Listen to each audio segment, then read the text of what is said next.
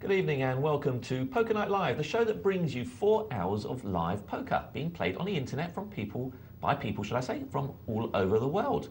Now, the great thing about the show is this is a show quite unique because on this particular show, you get to see everyone's whole card. That's right, you can actually sit in their shoes and decide how you would have played each particular hand, whether you would have chose to fold, raise, or perhaps bluff at certain pots. Now, the other lovely thing about the show is that you actually get a chance to actually contact myself or Caspar, who's with me tonight. And in case you don't know, my name's Banin, and alongside me is Caspar Berry.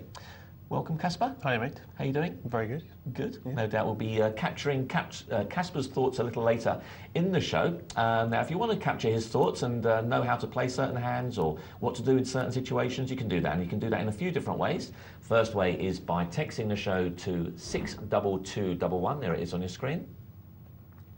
As well as that, you can email the show poker@pokernightlive.co.uk.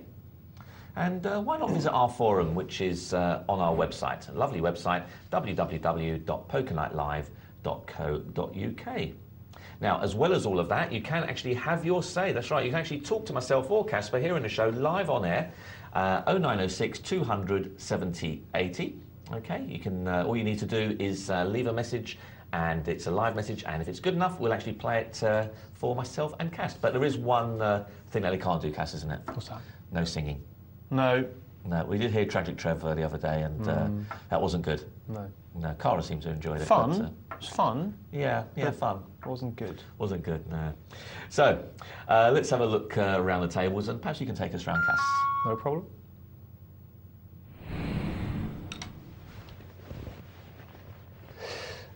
Table number 1, it's a cash game, 25.50 cents.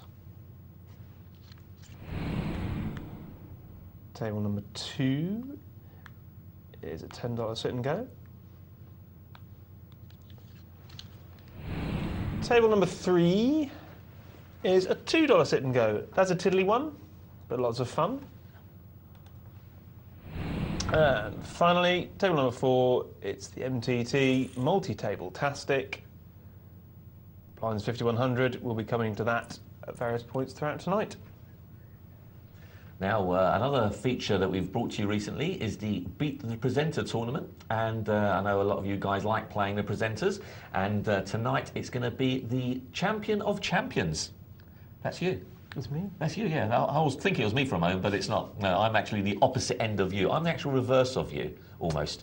I'm practically reverse. I've like played a negative. 3. Yeah, I'm like the negative, yeah. I'm sort of the darker version. Everything seems to be opposite. Anti-Caspar. The anti-Caspar, yeah.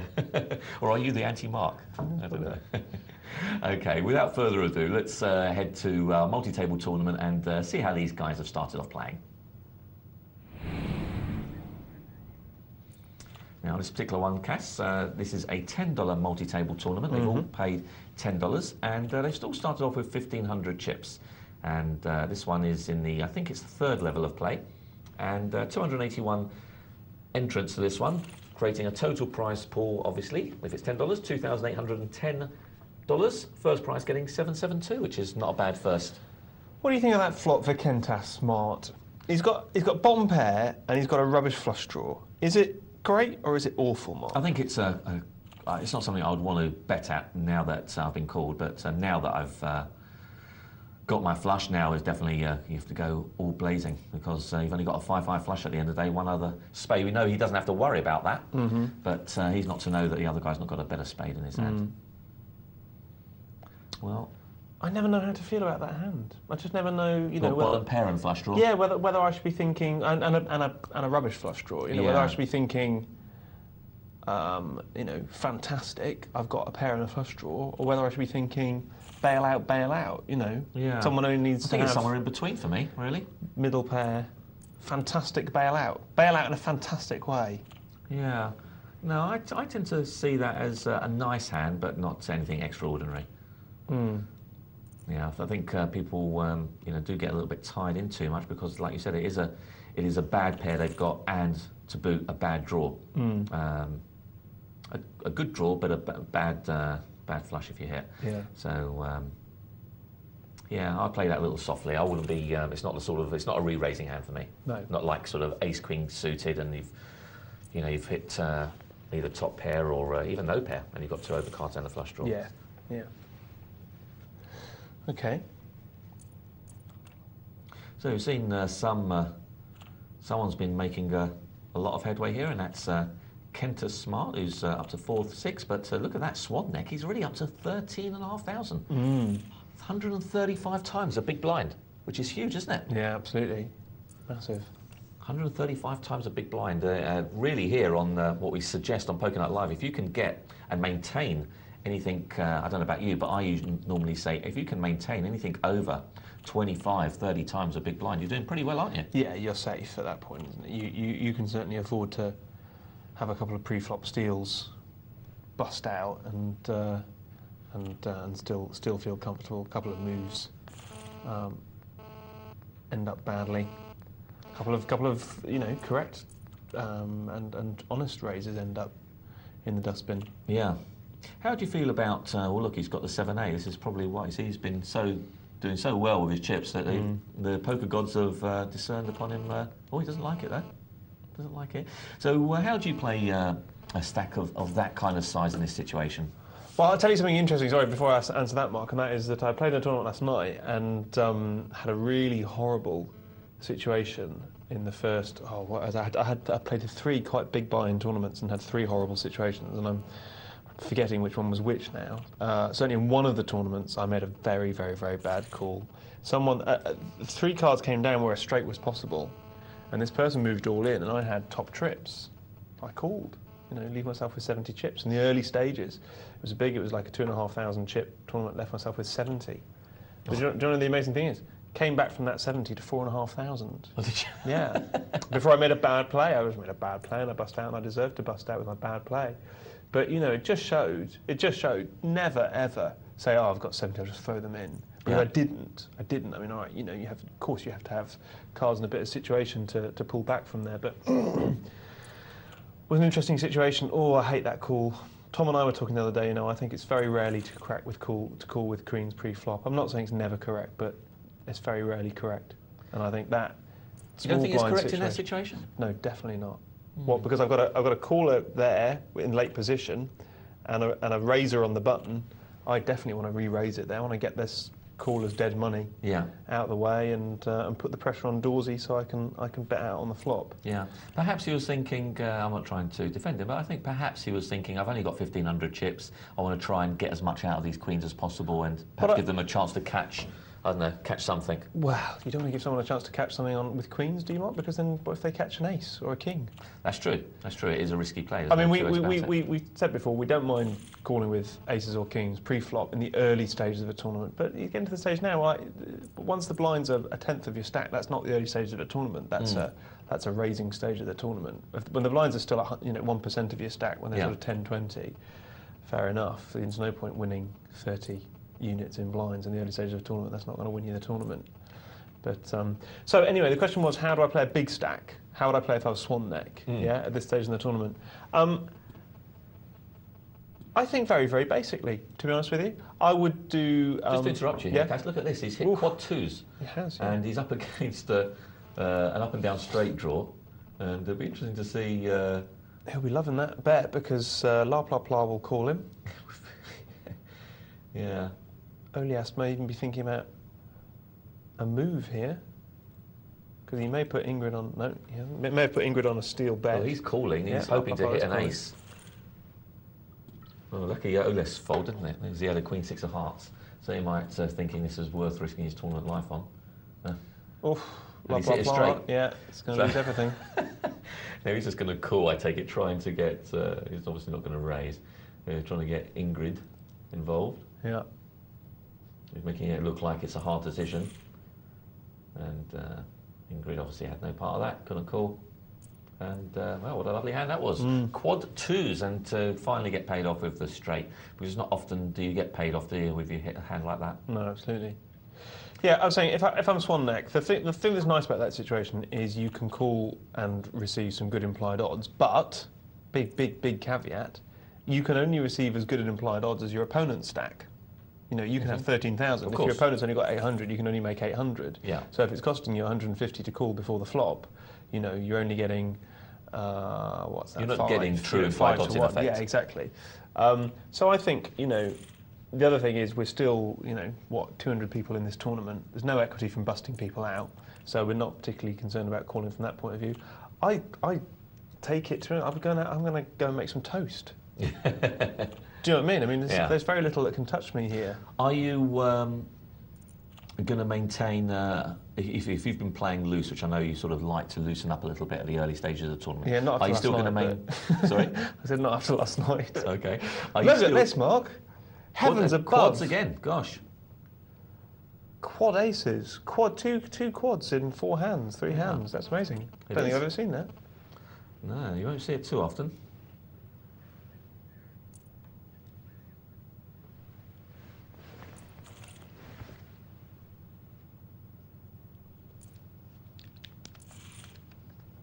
Well, lo and behold, he does get paid off. Wow. Wow. Equinox thought he'd make a little play there with his pair of 5s, and he was so far behind, it was unreal. There you go. But yeah, so I thought maybe you still like to maintain that little bit of a loose round the back, try and catch things and... Beg your pardon? Well, in fact, let's rephrase that. Yeah. That perhaps around the cutoff or around the button that you maintain calling with suited connectors, that sort of thing, in order to try and increase your stack, or are you just tightening up beyond that? It's a good question, and it deserves an answer. And do you know what? I'm ashamed to say I think it would kind of depend on how I felt. And that's not much of an answer, really. Yeah. Cass, I'm surprised. Depends how hungry you are by the sounds of it. Whether the toaster is beckoning or not. No, it's not scientific, is it? But it does introduce a good randomisation of my play. Yeah. But you're very right, aren't you? I mean, that does take a factor. You can't. We're not robots whereby you can just ignore certain things. But these things do make a factor in your play. They shouldn't, but they do. No, they do. You do. Some nights you're going to go out there and you're just going to play a certain way. And I mean, I played god awful last night. I'm not proud of it. Well, I'm definitely not proud of it. What would you put it down to? Just boredom, or? I think a number of things. I think number one, I wasn't centred, I wasn't focused, I didn't have the desire to win. And number two, which underlies number one, is that I was in a beating myself up kind of mood.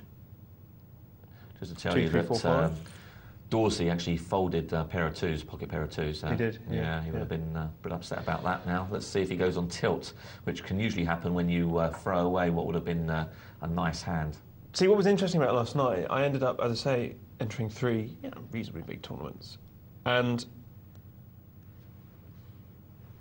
I didn't feel that I was what we would call on tilt. Right? In other words, I didn't feel that I was playing too many hands. I didn't feel that I was playing angry. I wasn't gunning after anybody. Are you playing simultaneously? Are we talking about here? Right. No, I wasn't actually. In fact, but I was doing a bit of work at the same time. Right. But I just, all 3 occasions, I did the thing which takes me out of more tournaments than anything else, which is going all in when I shouldn't, which is going all in when I feel that I can bully something, and the guy just calls me. And it may be a bad call. He may call me with second pair. He may call me with stuff that he shouldn't call me. Doesn't matter. The mistake is mine. Yeah. It's not his mistake. The reason I went out the tournament, the mistake is mine. And I do think, regular viewers will know that I talk a lot about the psychology of poker. And as I said before, the reason why I think about that is because I'm acutely aware that it's something that I need to be aware of. Because when I'm in a kind of beat myself up mood about things in life, I'll sometimes go onto a poker table. Do you know what I mean? And like I say, I won't be drunk, I won't be angry, I won't display any of those overt psychological emotions, but I will have a deep desire in some way to punish myself. And the poker table is a very good way of losing 600 quid. Yeah. And it's a worry. And basically, I mean, Roy West writes, play happy or don't play. And I think it's so true, because I think somewhere between here and here, whether you're centred and right to play or not. Do you know what I mean? Yeah. Do people have that feeling, where you feel that the energy in your body is either up here, it's in your chest, and you're sort of, you can't quite relax, and then you have days, athletes call it being in the zone, where you're down here. That's what being centred is. Your energy is down here in your body, and when you're there, you're untouchable. Your decisions are spot on. You know when he's got ace-jack. Yeah, you can just tell, can't you? You know when you're in that situation. And that's the thing, isn't it? And that's the time, really, when you need to be disciplined not to play in those situations, isn't it? It's very hard to do. When you're up here, yeah. But how do you... But what... Let's say you've got a 3... And let's say you're a pro, right? And let's say you've got a 3-week period where whatever things going on in your life or what have you, or, you know, you're just not centred. What do you do? Do you just not play? It's an interesting question. It's one that I've never really got to the bottom of.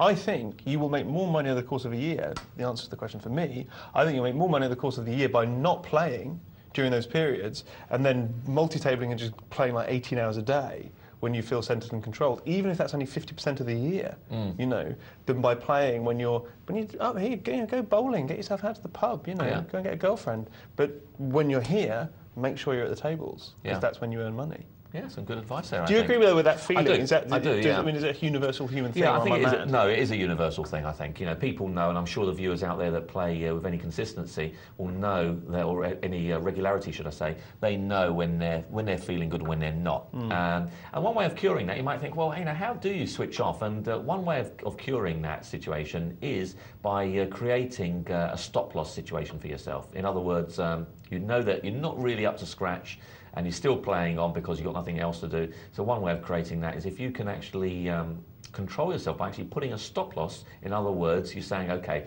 well, I'm playing in, I don't know, let's say a 2-4 game, buying is $400. If I lose my buying for this, I won't rebuy into that for today. See, I'm not sure I agree with that, Mark, actually, because I think there's a danger with that. There's a danger with the stop loss, and it's this, is that you... If we've just agreed it's about a feeling, I don't think you should sit down at all. If it's a feeling, it doesn't matter really. You could sit down and the deck could smash you over the head and you could win $800, but that's relying on luck, yeah? If the feeling is you're up here and you don't feel focused, then don't sit down at all. The problem with the stop loss limit is, let's say you're centred in control. It's perfectly possible to sit down at a poker table being centred in control and lose your buy-in. Do you know what I mean? So I think that is why I would go a stage further. Don't base it on results. Base it on if we accept that we know this feeling.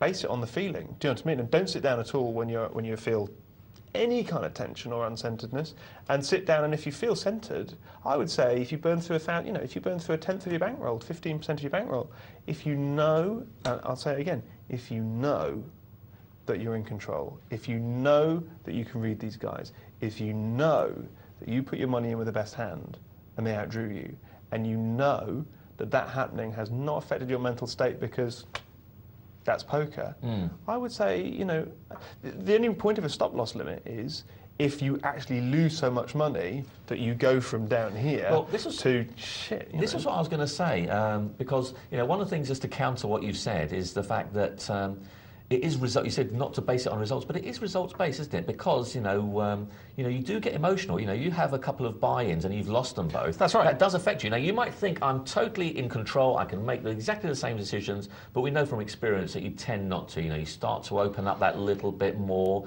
You start to see people making bad plays against you and thinking, well, this is the way it's got to be on this table. I'll start making bad plays too. And before you know it, that you are making 1 or 2 bad plays, 1 or 2 things that might not appear obviously bad plays, but I bet if you look back at your records, you think, hold on a sec, I don't usually play Queen 10 out under the gun, you know, and now I'm playing it just because other people are playing it. But that's fine. I have no problem with that. If that's where you are, if you're playing Queen 10 under the gun, get up. But I would say get up whether you've lost $50 or $5,000. If you're playing Queen 10 under the gun and you know that you're doing it because you're pushing it, not because you have a read on this table, then get up.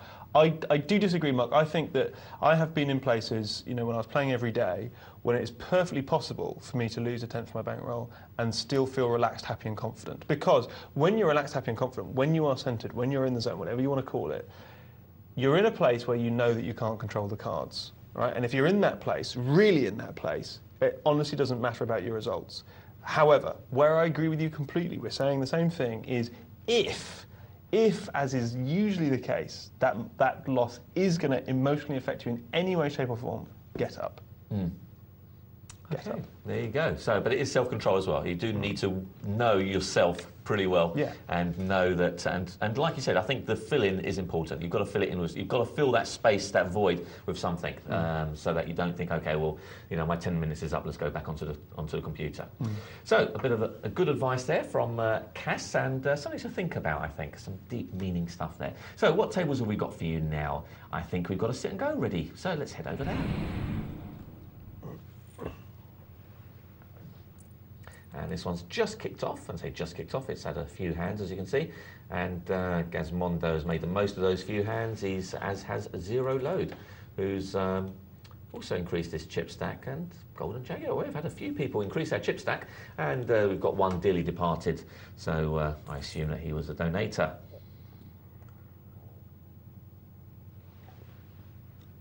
So let's see what happens here. Gazmondo probably is pretty confident that his King 10 is ahead, but he doesn't want to. He's given Golden Jaguar a chance to catch his straight. Is that you in seat 2, Mark? In seat 2, 7-8 on tilt. No, I don't get on tilt when I get 7-8. And that's a pretty good card for Gazmondo. He's now got to be relatively convinced that most times his opponent won't have that queen, especially as it's been checked to him twice. And didn't really want to build that pot up. And it's a shame, because had he have bet on the turn or on the flop, he would have got some extra money out of that pot, because the guy would have called in with his draw. So Gazmondo's now made the bet when he can, he might well be behind, but instead of actually getting the guy to pay you off on his draw, which is a shame, because I think once he's checked to you once, there's a good chance he hasn't got that queen, and you've got position on him anyway, so would have been right to bet there, I think. Plus you had some other straight draw opportunities as well. Oh, another interesting flop, Queen Jack 10. Not good for a pair of sevens, is it? I had the same thing last night. I had a pair of queens and I flopped that, and a guy had ace king. I managed to minimise my losses actually on that one, but you just called him as opposed to re-raising. No, I'm trying to remember the exact sequence. I think I bet out and he called. Yeah, I bet out and he called, and then he checked, and I bet out and he check raised me all in, and I managed to put it down. Wow. Strong laydown. Yeah, I suppose so. Someone else was in the hand, and he showed. Well, he won. He won his ace king showdown. Yeah. But yeah, that's it. I mean, I went into the game, don't get me wrong, I went into the games, feeling bad. But those things, when you're feeling bad, those things make it worse. They exaggerate them. That's right, yeah. That's right. I completely agree with that. But what I also think is that when you're feeling good, those things have very little effect on you. Because I think that's what feeling good is. Well, we've got an interesting situation here, because Gazmondo hasn't really showed that he wants to bet out on many flops, but he's doing this one with the bottom pair, which is unusual. So I think he's left it a little bit on the late side, but he probably is going to check this, I think. He probably realises that either his 5 is winning or it's not. And, well, he's just giving Zero Load a bit of extra value there.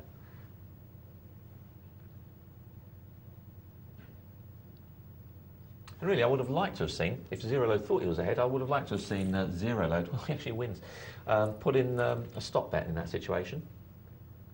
A value bet, a stop bet. Yes, a blocker bet. Yeah, do you want to explain that concept, Mark?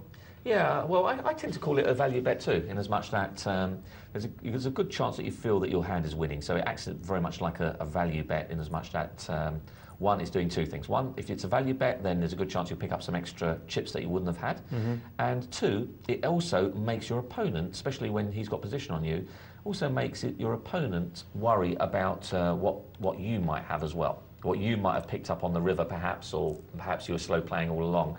And hence, it tends to make sure that unless his hand is a monster, he will only just call you rather than re-raise you, because he's worried that you might have picked something up a little better.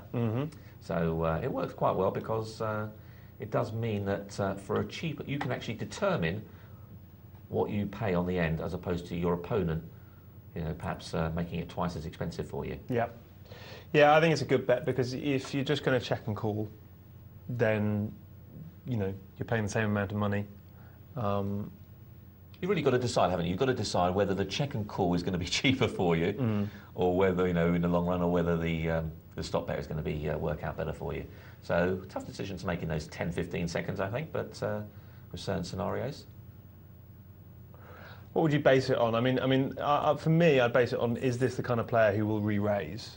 And will he re-raise with a tricky hand, or really only re-raise? Will his re-raise give me more information than his bet? Yeah, I think you've got. I think you've hit the thing. You know, the question is has he done a lot of re-raising? In that case, you perhaps just want to check and call. Mm-hmm. If he hasn't done, if he's been a fairly passive sort of player, and I've seen him play 2 or 3 hands now, and I've seen him be fairly passive. I mean, he's calling with 2-8 suited. Gosh. So in that situation, you may want to put out a stop bet, knowing that he's a passive player and he's likely to possibly pay you off on a worst hand. Mm. So stops in betting, plus it means that you can get a little bit of that extra value out there. But you've got to choose your opponents carefully when you do that. Mm. Absolutely, very important. Well, he's hoping to catch a flush. That option is now out the window. Still can win with a 2 or an 8 if one of those appears. Little does he know that. He might decide to put a little bet. He's in position here, so he might as well try and... No one's bet the king. There's a small chance that Boy Marsh has the king, I think. Not much chance that Zero Loader's got the king, otherwise he probably would have bet. And there you go. He puts a little bet out there and he wins some chips with what was really a bad hand, but he had position on the field. Would you define that as a post-oak bluff, Mark? As a what bluff? Post-oak bluff. A post-oak bluff? I've never heard that term. Well, it's what I call a tiny bluff. Oh, okay. In other words, an underbet. So it shows as a very cheap bluff. In other words, if you lose, it doesn't matter. You've only lost, 14, 15% of the pot. And if you win it, you've won 7 times your bet. So you're getting a lot of value on the bluff. Mm-hmm. Yeah, well, that certainly fits into that category. I think it's Doyle that calls it a post-oak bluff. I think it's Doyle that coined the word post-oak. Oh, okay. I think so. Don't quote me on that. You've got to be careful, though, about when you choose to do it, because you've got to be very certain that the others are terrified of that board. Mm. And you've also got to be certain that you haven't done it too many times, because people just read it for what it is. Yep. Once you start doing it 3, 4 times, and by the 3rd or 4th time, they're really starting to say, okay, well, you're not nicking this one. Yeah, no, absolutely.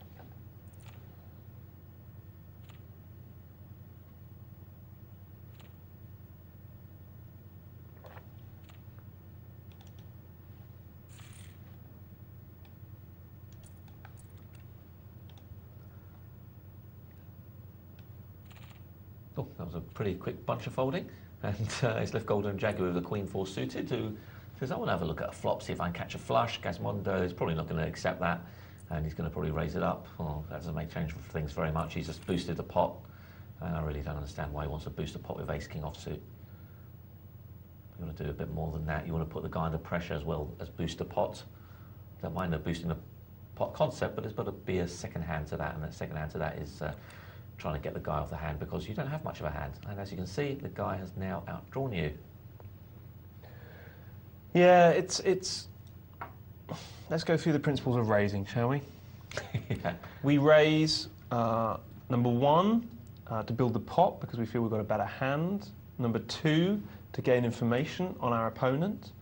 That can be sometimes a costly reason to raise, but it's certainly the reason why you raise the big blinds with Ace-Jack in the cutoff, because you don't want a smooth call and not have any idea what the people have got.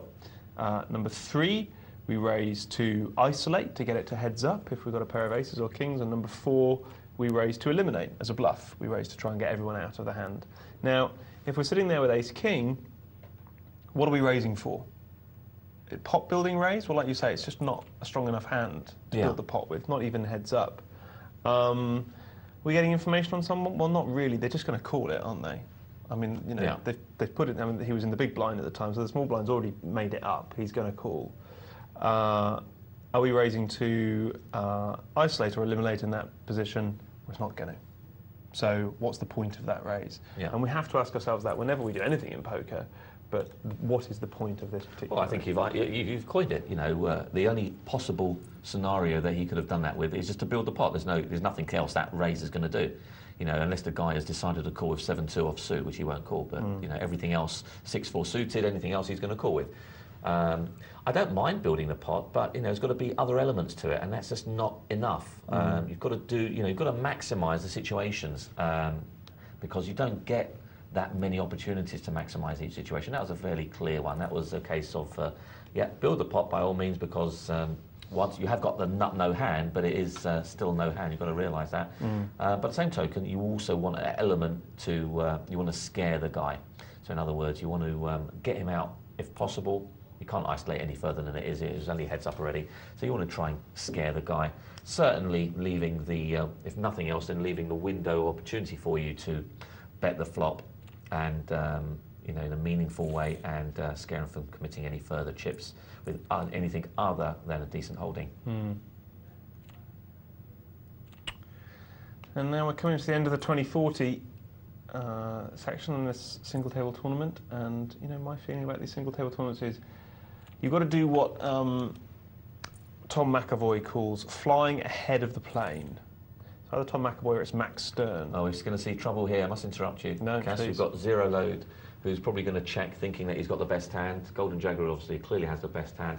And we have got some bad draws on for 7-8 on tilt. We'll need to see a couple of running cards to make him a straight, but you know, that could happen as well, and then we could really see some fireworks. Well, he's just obviously Golden Jaguar is thinking, yeah, let's, the more the merrier. He's got such a strong hand that he can afford to do that with. So that's a bet, but it's a pot building bet. That's what we conclude from that. Whether it's a profit maximising bet or not, that's open to debate, but that's what he's trying to do. Yeah, he doesn't want people to fold. He thinks he's best, doesn't he? Yeah, he's playing now that Zero Load has got the flush. Now he's raising him, thinking that he doesn't realise that Zero's got a equally strong hand, and he thinks, oh, that's just made me the nuts. So it hasn't. 3 tens and 2 kings is going to be the nuts, and well, he done well just to call. Interesting. He done well just to call. What could he think that he had? He couldn't think he had quad 10s, quad 7s. Probably doesn't think that he's got king 10, pocket kings possibly. Interesting one. Very interesting that he only just called there. Was that the right play? See, I think in these sit and goes, you've got to raise it. It comes back to the same thing. What did you say? It's all about the blind structure, and if the blind structure is fast, you've got to play fast. I think. No, you've got to, absolutely. It's all about opportunity. Well, it's all about opportunity cost. Let's get to an email. Okay, let's do an email. We've got a few emails here, so we'll start off with one from Law Dog. And Law Dog is saying, hi guys, I've just been knocked out in 5th place in a sit and go. Blinds are 200, 400, my chips are 3,400, and my opponent has 3,200, so fairly equal. He's a loose, wild player, and every time he was on the button, he would raise to steal my big blind. I made up my mind that next time I was going to come over the top with him with any 2 cards. Without fail, next time on the button he raises, makes it 800 to go, I come over the top and push all in with 3-5 of hearts. I get called instantly with Queen Jack offsuit and get knocked out. The time I thought my play was a good move, and now in cold light of day, I'm not so sure. Here's why. He was loose wild, he was more likely to call, plus maybe I could have just doubled his bet instead of pushing all in. Then if he re-raised me again, I know that he has a hand and can let mine go and still have chips. Let me know what you guys think. Thanks. Well, I'll tell you what I think, and then we'll perhaps come over to Cass and see what he thinks. To be, I think with something, first of all, you've got to do it with I think, a better hand than 3-5. You're going to push all in, you've got to do it better than 3-5, unless you're totally convinced that, you know, he'll throw away his hand. The reason being, it's just a pretty weak hand. You know, it hasn't got many prospects. The only prospects are it's got a bad straight draw plus, you know, a bad flush draw. So it hasn't got a lot of prospects. And for me, the way to have played that hand would probably be just a flat call and then see what I decide to do on the flop, depending on what kind of board comes out on the flop. If it's sort of hovering around the low mark, i.e. there's a few 2s in there and 5s and 6s and that sort of area, then I don't mind coming out betting, thinking that he probably hasn't got much of that. That's probably the way I would do it. But by the same token, if the flop came out Queen Jack 10, then I'm not going to be interested in this hand any further. That's probably how I would tend to play that kind of hand. Okay, here's what I think is the key sentence here. He says, I made up my mind that next time I was going to come over the top of him with any 2 cards. Now, Law Dog, I'm going to ask you this question. I want you to think about it. Don't answer me quickly. Don't answer it at all. Now, just think about it. Why did you decide to do that? I know the blinds are quite high at this time, but why did you decide to do that? Because for me, that verges on making it personal. The number of times I've seen poker players sit there and go, he's stealing my big blind again, I'm going to come over the top with him, and they come over the top with rubbish cards. And you know what? he may have stolen your big blind 3 or 4 times in a row, but if he's stealing your big blind from, you know, the blind, the cutoff, or one before the cutoff, right? He could have good cards.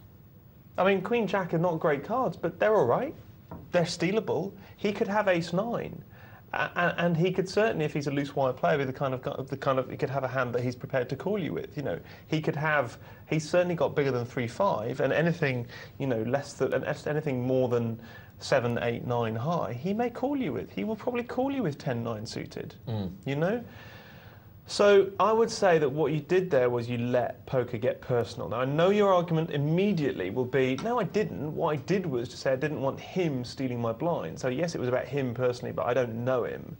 But I think you let your ego get in the way of good play there. And I say this, Lord Dog, I say this with the view to every single time I've done that myself. I went out of a tournament with this last night. I had exactly this situation. This guy had my read, right? He had a read on me.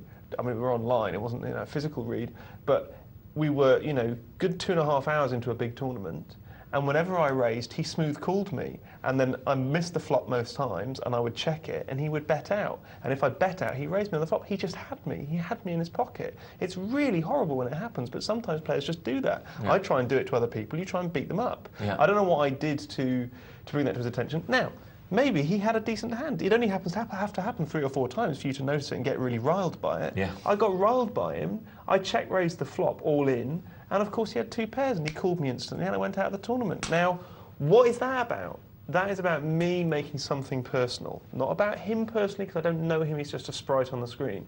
But something about the interaction between our 2 sprites. I let it get me personally. And you cannot play poker if you're letting it get you personally. No, very good point, very good point. Very easy to get emotional, very easy. Let's head over back to our sit and go that we were taking care of. Thanks for your email, by the way. That was a good email. Yeah, good email, Lord Dog. You know, if you think about it and say, Caspar's wrong, he doesn't know what he's talking about, that's cool. Just have a think about it, that's all I ask. Well, flush draw and inside straight draw for Blissit. Needs a queen or a club. Doesn't come. And he's going to lose to 2 pair, aces and 2s. Golden Jaguar says thank you. And we've still got one person. Oh, look at that. He's raising under the gun with Jack 10. And Blissit is thinking, what shall I do here? Raise or just flat call? And he's decided to raise. And, well, he'll probably get 7-8 on tilt to throw it away unless he decides that he's being bullied, which, let's face it, is unlikely to be bullied from that position in that situation. But who knows, it might have happened a few times before, and like Cass had said, maybe he's starting to get riled. No, he isn't. Okay, so takes up a pot of 260 with no risk. And Boy Marsh, who looks like he hasn't played a hand. He's got his initial starting stack of 1,000. And he's saying, well, I'm playing now.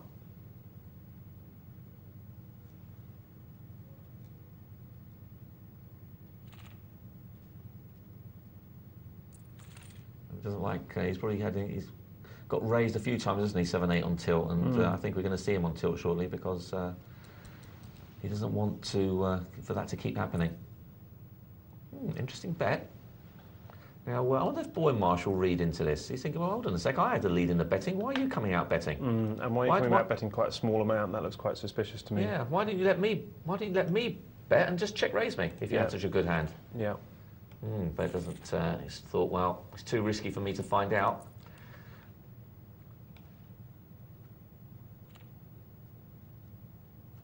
And 7-8 on tilt. Made a good play there. I say it's a good play. It's always a good play when it works, regardless of whether the technicalities of it were good. As long as it works, it's good. Technicalities of it were a little suspect, and I'm sure in other situations that probably wouldn't have worked against other players.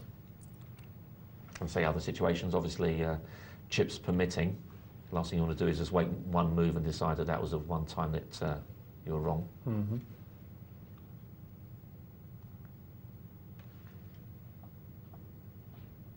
Don't know about you, Cass.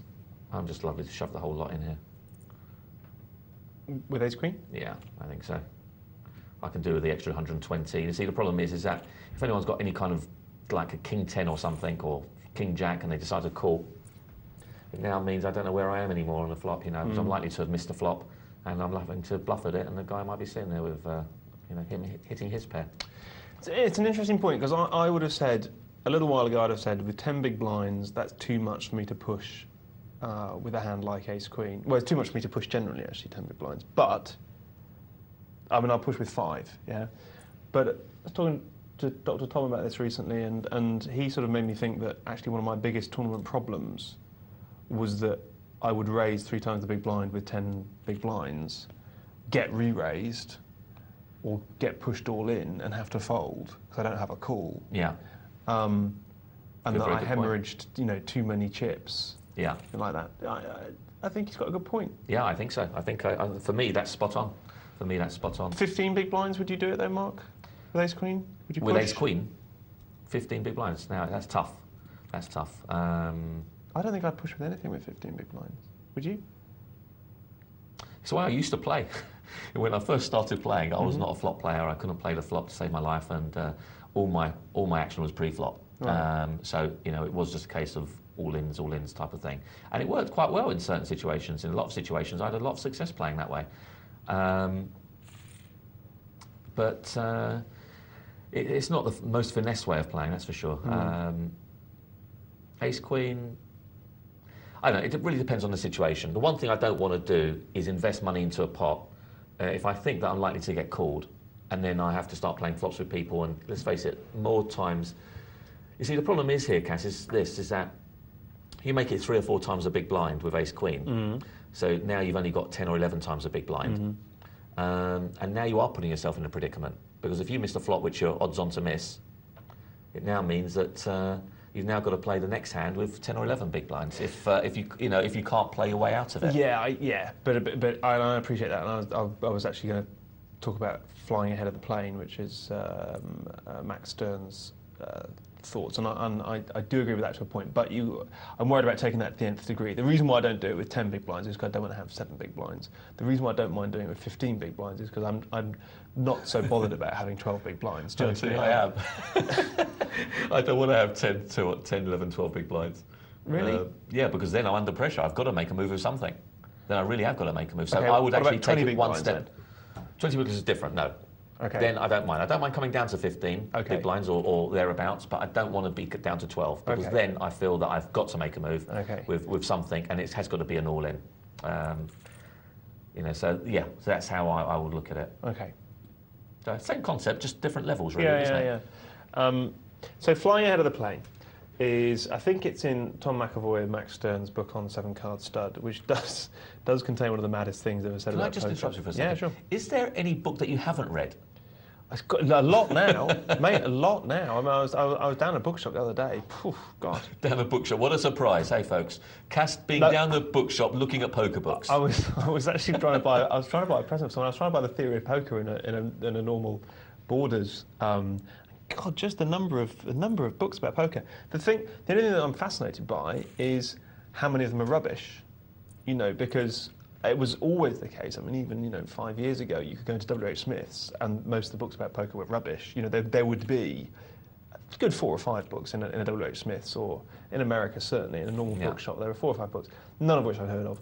All of which, when you flick open, are absolute nonsense. I mean, I was reading a book the other day. I won't say what it was or even what it said in it because I don't want to slander it. But God, it was just tripe. And I mean, anyone reading this to try and learn the game of poker. I'm not saying that playing 7, 8, 9, 10 suited against a pair of kings is a catastrophically bad thing to do. But you've got to understand why. You've got to understand how you're playing 9, 10 suited against a pair of kings. This book was saying this is an excellent hand to have against a pair of kings. Do you know what I mean? That's a mad thing to say. Yeah. If you don't understand what implied odds are, if you don't understand how you play that hand against a pair of kings, or because just statistically it doesn't stack up against a pair of kings at all. And I suspect there's a lot of books on the market that are just bad from that point of view. Anyway, so the answer is genuinely a lot of books I haven't read about poker at the moment, and I'm sure a couple of diamonds in that rough. I'm sure there are some fantastic books about poker that I haven't read. I know we've had some great recommendations, particularly about a book by We've got trouble here, haven't we? For queens being outdrawn by snowmen. But quads again, mate. Is that 3 times in one sit and go? Is it the sit and go we're watching? No, it was a multi-table, wasn't it? Yeah. Still, it's 3 times in 20 minutes. Yeah. Yeah, a book by Scott Harker, who's an old buddy of mine out in Vegas, which was fascinating to see him writing a book. He was always a great theorist. Flying ahead of the plane is constantly thinking about the next stages, be it in a hand, which is actually how they apply it, but it certainly applies for a tournament as well. And that is asking yourself what you should do, not because of the situation you're in right now, but because of the situation you could be in 3 minutes, 15 minutes, 20 minutes time. Yeah. And I think in these sit and goes, flying out of the plane dictates that you need to play much faster than you normally would, because you've got to accumulate. Because 3 levels in, you've got your situation. You've only got 10 big blinds. Yep. Yeah, very good point. And, you know... Well, we're still left with our original 7 players. I say original 7 players. The 8th player went out very early on. Which, incidentally, Mark, sorry to interrupt, is exactly what you're saying when you talk about pushing all in. Yeah. That's exactly your point, is you're flying ahead of the plane. Because I don't think it's necessarily correct to do it in that, because of that situation, but it is correct if you say that otherwise, with escalating blinds and the fact that I can get re-raised and I don't have a call, I'll only have 12. That, for me, is looking into the future and saying, what should I do? Well, not because of my situation now, but because of my situation in 20, 30 minutes' time. Just one thing, actually. You mentioned about the 7, 8, 9, 10 suited, and you mentioned against a pair of kings. It's interesting, isn't it? Because ironically, a hand like that actually plays better against a pair of aces than it does against a pair of kings. Why is that? For the simple reason that the implied odds are greater against aces than they are against kings, because obviously if an ace hits the flop, another scary one for the kings. Yes. Whereas with aces, there's no card that's going to come on the flop, generally speaking, that will actually scare the aces. Yes. Whereas there are other scary cards for the kings, which means that your implied odds could be reduced. That's right. That you won't always get paid out on your 7-8 when it does hit, because there's an ace on the board. Oh, okay, let's get out of here. Yeah. Yeah. So I mean, I have nothing against. For me, we're getting into a situation, a conversation, which was the thrust of my conversation with Devilfish, which is that we cannot get bogged down in poker with conversation taking into account the cards. Do you know what I mean? So for me, any book which teaches that is just inculcating bad habits from the off, I think. It's so much better to think holistically from day one, which is what I think we've always tried to do on Poker Night Live. Excellent. So there you have it. So do we have time for emails? I think we do. We've got one from Will, and I'm not sure if we have time to do all of this one, but we'll see what we can do. It's from Will. Thanks very much for your email, Will. He's asking, if possible, I'd like your insight into this particular situation. Not my own, taken from the 2+2 forums, but of interest to me. 2040 live game. This is a no-limit game, I believe. It's play is very good. Up against somewhat a tight pro. He and I usually try and stay out of each other's way.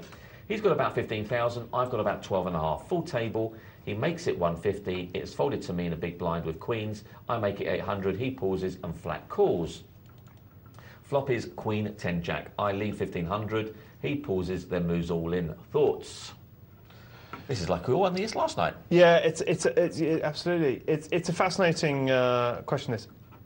We've only got a minute to answer it, so I'm just gonna. I'll give you a heads up, but let's come back to it after the break, because this is a brilliant question on the 2+2 forums. For me, okay, getting away from the cards, the absolute key is the phrase tight pro, because what we want to know is what basket of hands will this guy raise with before the flop and then smooth call with, and a tight pro will not make the smooth call with aces or kings. He won't do it. Yeah. So what are the hands that he might do the smooth call with? They are ace king, tens, and jacks. For me, that's the thing. He won't do it with aces and kings. So why do you feel that he won't do it with aces and kings? Because tight pros don't do that. Tight pros absolutely will re-raise or push in a cash game with those. But let's come back to that after the break. Yeah, let's come back to that. We're going to take a short break. Before that, we've got another email to do, which we're going to touch on, which is quite another interesting email. So we're going to do that right now.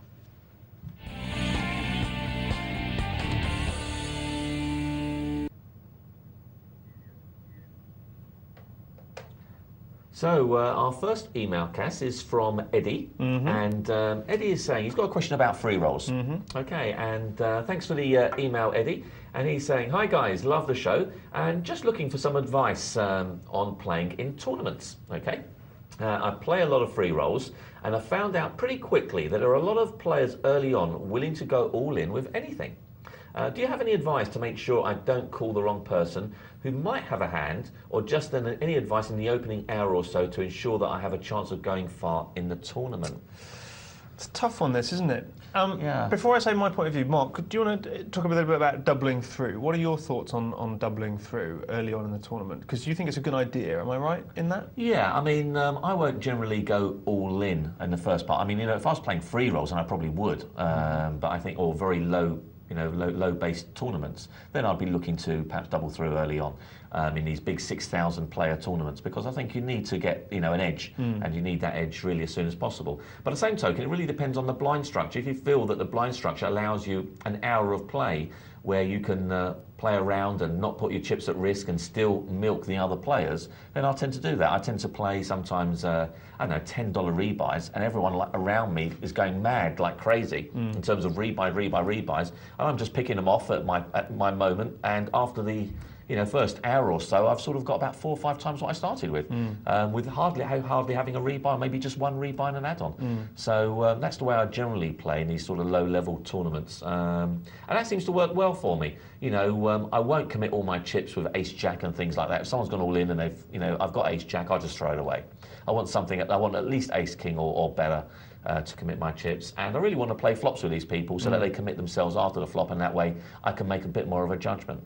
So yeah, I think it's important to accumulate chips early on in tournaments. I'm not one of these guys that wants to sit tight and just wait for things to happen. I want to accumulate chips. Well, I agree with you, and I think the key thing that you said there is the blind structure, because I think there's a theory, or maybe not even a theory, but there's certainly a practice that people will play quite standard poker in tournaments, and then either inadvertently or consciously they say to themselves, I'm going to play standard poker, and because I don't want to mess around, I don't want to play this fast silly stuff, or they say, actually, what happens is in the long run of tournament play, luck evens itself out. So some days I get really good cards and some days I get really bad cards. My point is that on the days that you get really good cards, you can't come any better than first. I don't know if that makes sense. In other words, if the deck smashes you over the head, you still cannot do any better than first place. So if the tournament is a fast tournament, I think you've got to accrue chips quickly. Whether you're on a good day of cards or a bad day of cards, you've got to accrue chips quickly because people will get knocked out faster. So I think the faster the tournament is, the more risks you have to take. And the slower the tournament is, the fewer risks you have to take. Now, if it's a very slow tournament and people are going all in with anything, you can afford to wait till you're absolutely loaded. You can afford to wait effectively till you've got aces or kings before you call these people and give yourself the best possible chance of doubling through. In a fast tournament, I agree with you, Mark. I think if you've got ace-king or ace-queen, if it's demonstrable that this person is going all in with anything, if you see them going all in and then turning over ace-7 and jack-queen and all these kinds of things, then you can afford to call them sometimes with some really loose holdings. I agree with your point about free rolls. But, in those situations, call them down. And the point is, if they have, if you happen to call them on the hand where they have aces, it doesn't mean you made a mistake. It doesn't mean you made a mistake. The fact is, on that particular occasion, they had aces. But if you can put them on a basket of 15 or 20 hands when they go all in, let's say, pair of aces, pair of kings, pair of queens, ace-king, ace-queen, and very often, by the way, you can discount the aces, kings, and queens because they won't do it with aces, kings, and queens, will they? No. So they'll go in with ace-king, ace-queen, ace-jack, ace-10, ace-9, ace-8, ace-7, ace-6, king-queen, king-jack, king-10 maybe, queen-jack, Queen 10, Queen 8. If you can expand the basket to that big, you can afford to call them with some pretty loose holdings and still be correct a number of times when you're wrong, I would say. Yeah, I think that's pretty good. Well, thanks very much for that, Eddie. I hope that helps you in your tournament free rolls, and let us know how you get on. Right now, we're going to take a short break, so don't go too far away because we've got plenty more Poker Night Live coming right to you right after this.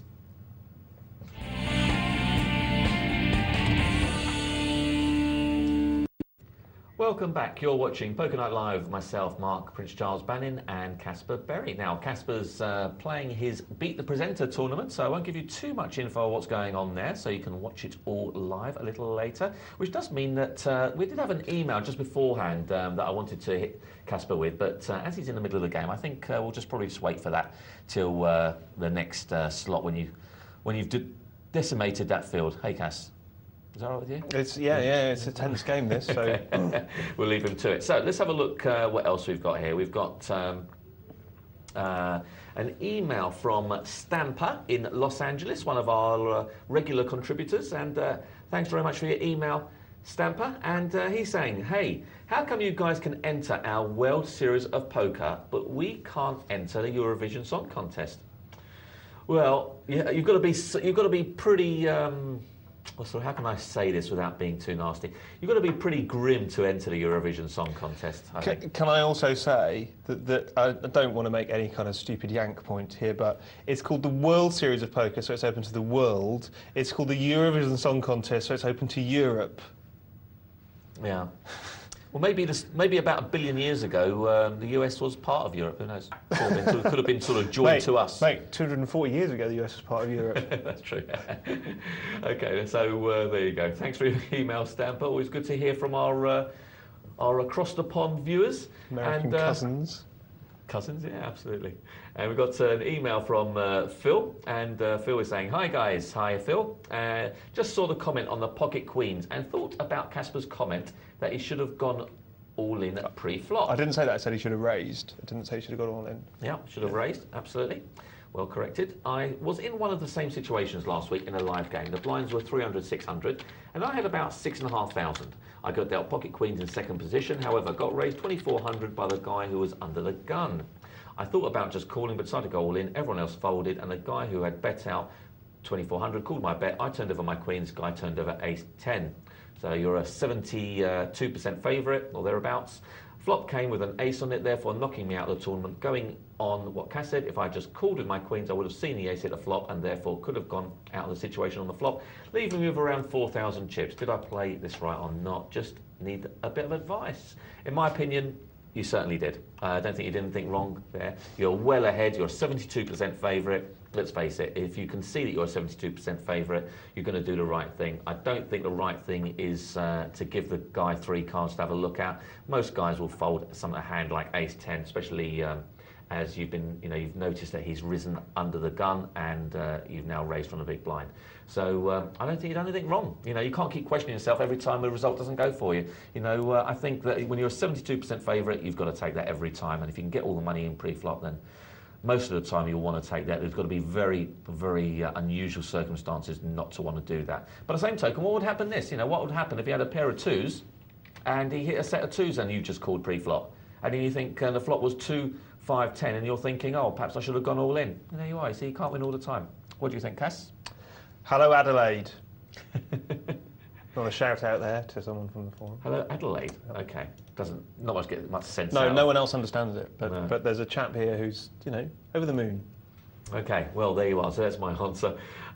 Email from Bob, and Bob is saying, I'll tell you what we'll do. We'll come back to Bob afterwards. Let me give you a quick intro as to how to contact the show. If you want to contact us by email or by text, the first way to do it is by text. Here it is, 62211. Just put your name in the first part of the text message. As well as that, you can email the show, poker@pokernightlive.co.uk. And why not have your say? Contact the show, leave a message on our wonderful answer machine. Don't forget to press the hash key at the end, and you can do that by phoning 0906 200 7080. If it's a good message, you'll hear it live on air, and me and Cass will answer your question for you. So we've got a $20 sit and go, which we were watching a moment ago, just before our previous email. So let's head back there and see what's going on. Well, we've lost 1 or 2 extra players. 5 players now remaining. And blinds are 8160, so starting to get interesting.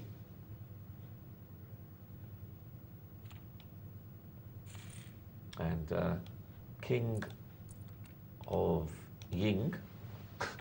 King of Ying raises with a Queen 5. and takes it down. Well, Golden Jaguar can be in trouble here. No, he's not. He escaped from stealing there. And what's 7-8 on tilt going to do? Is he going to be pushing with the queens? Funny, we were just talking about the queens. And he is. And Gizmondo will no doubt fold his 10-7 suited. Quite a nice hand to see a cheap flop with. Not worth investing that kind of money though. So 5 players left. We're entering bubble territory. Of course, 4th place and 5th place gets nothing if they go out. This is a $20 tournament, which means there's $160 in this prize pool. First prize will be $80. Second prize will be $48, I believe. And third prize is $32. Thus making the prize pool $160. So certainly worth trying to get that first place if you can.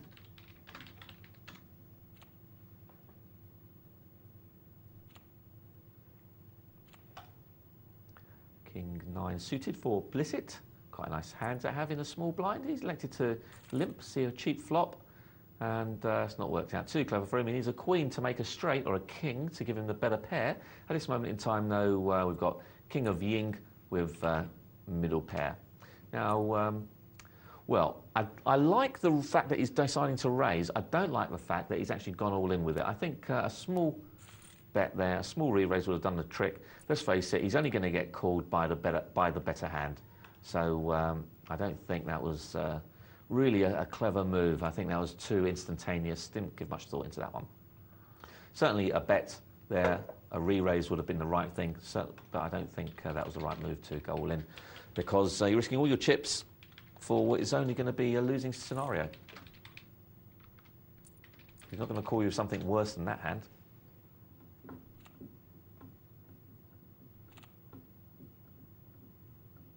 So, pair of 6s for Golden Jaguar. He's got to like that, and he's done the right thing. Raising it up to 560. I think I would have just taken any decision-making process at this point. Will he fold to a re-raise? Answer's probably no, so he might as well stick it in.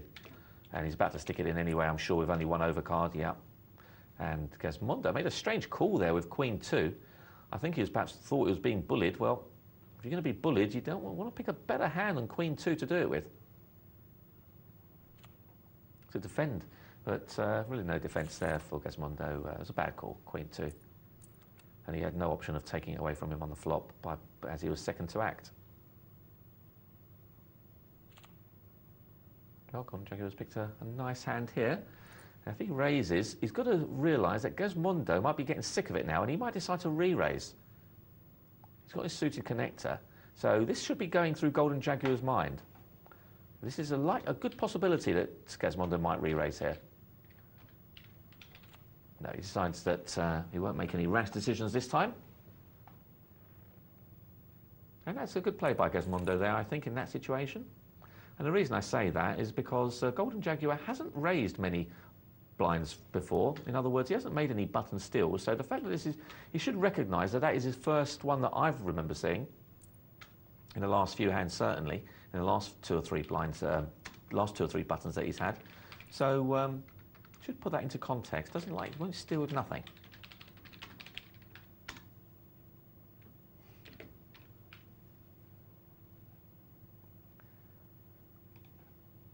Well, he's re-raised. And he's got called, and that's a very nice board now for Golden Jaguar. Top pair with the flush draw, and 7-8 on tilt. He's looking for a miracle 10, and Golden Jaguar has now said, look, you want to play for your 10, you could put a few more chips in.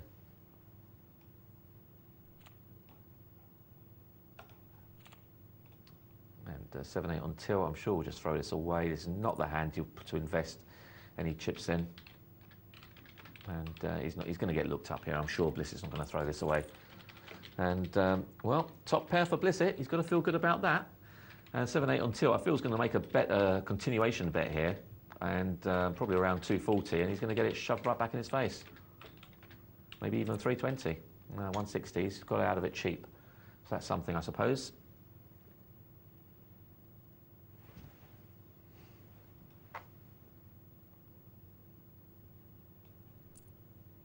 Well, he's decided that he's got the best hand, and that was the right thing to do. Let's just forget about the betting here. Let's just close it all off.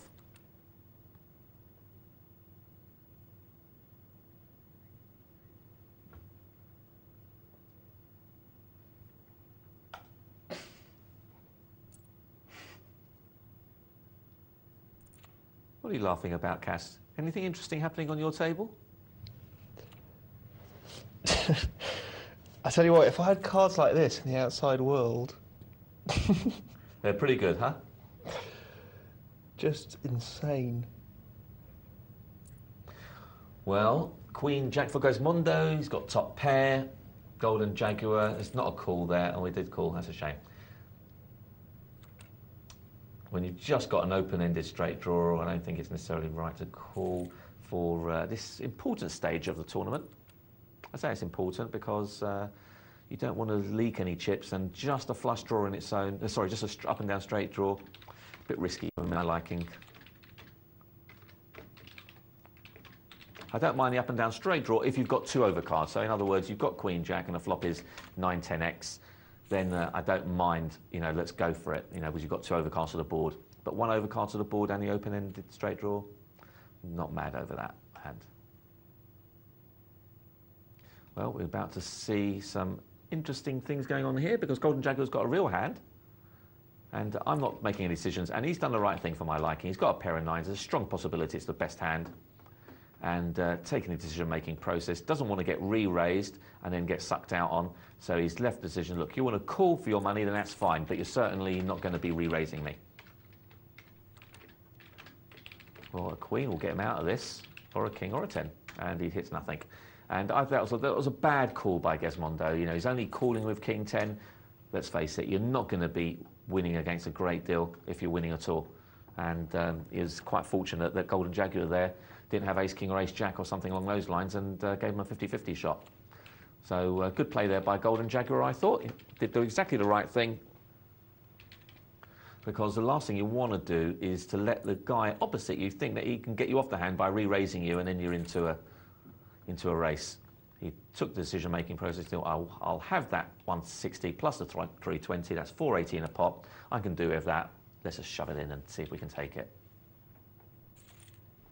Well, Gesmondo reprieves himself there with the pair of jacks. Jack 6 against ace queen.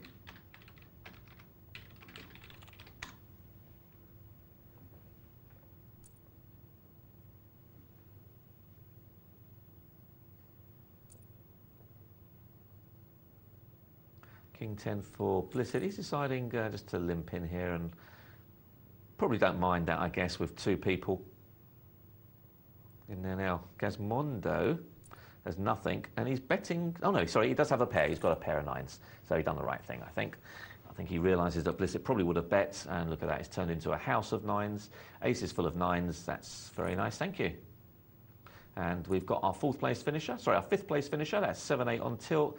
Didn't really have a rub of the green, I didn't think, in that situation. Every time someone seemed to have a slightly better hand. I don't think there's a lot he could have done differently.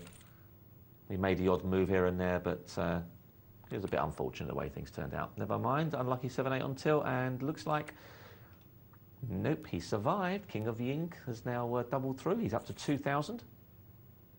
And Golden Jaguar had a nasty beat putting him there. Was dominating the King-Queen, of course. Well, look at this, queens again. Queens have been making a lot of appearances here for King of Ying. And he wants to try and get some value out of it, and he's just double minimum raised. And Gesmondo is likely to call. We've seen him doesn't like to put down certain hands, and for this small bet, he will call. Oh, that's horrible now for King of Ying. He's now hit top pair, and we know Gesmondo won't put this down. And, well, King of Ying is about to find out that he's let him in too cheaply, and that's what's happened. Well, that's unfortunate for him, I think. Oh, just to rub salt in the wound, there's the trip kings. Well, unlucky for King of Ying, I thought. Debatable whether he should have raised minimum or... You know, I don't mind doing that in the early part of the tournament in order to try and accumulate chips when the blinds are low. When the blinds are already at 480, and that's 25% of my stack, I think I'm probably just going to not leave it to chance. That's a bit too much of a risky play for me, especially on the bubble. So in the early part of the tournament, I'll take chances. I'm nowhere near the money. The blinds are low. I don't want to win the 30 chips or whatever it happens to be. But to do it when the blinds are 25% of your stack, I think it's worth stealing them just with queens, even though you're not really stealing. Well, 4-5 for Blissett. He's not going to get involved. There are now 3 players remaining. Next one out will get 32 bucks. 48 for second, 80 for first.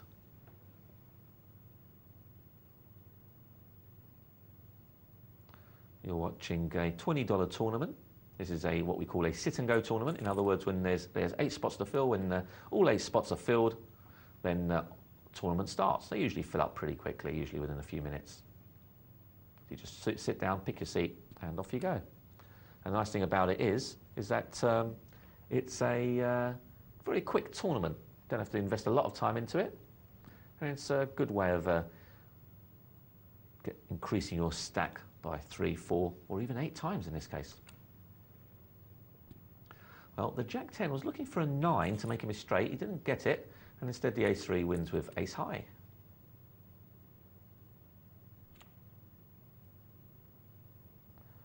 Queen-9, quite a nice hand there for Blissett. What's he going to do, though? He might want to try and, well, he's trying to get bullied here. Now, what will Blissett do? He might decide that he's in the money. He'll take a chance with this hand. Or will he just meekly fold? Problem is that 160 is going to be taken from his stack. He decides to call. And, well, look at that. We're going to have it all in here. Blissett's got 2 overcards and the up and down straight draw. He's actually a slight favourite, I believe, against Blissett. It's 50-50, in fact. Very close to 50-50. Gazmondo does have a reverse backdoor flush draw on him. So, oh, he's hit his straight. There we go. That's worked out very nice indeed. And now Blissett is wondering, how can I get more chips out of you? Probably put a minimum bet, no, really? No. So 2 pair now for Gazmondo. And Blissett's played this rather well, I thought. He got his free card, hit his straight, showed no sign of strength, and he's likely to get paid off by Gazmondo now, I think, purely by the way he's played it. There you go, he's going to go all in, I'm sure he will. He does, and now Gazmondo probably has to call him for the extra 400 or so. 500, well, 500, he might decide to fold for the extra 500. He might think he can only do that with a real hand. Got to be better than my 6. And once he starts thinking about it like that, he's only beating a bluff. And Blissett played that rather well, I thought.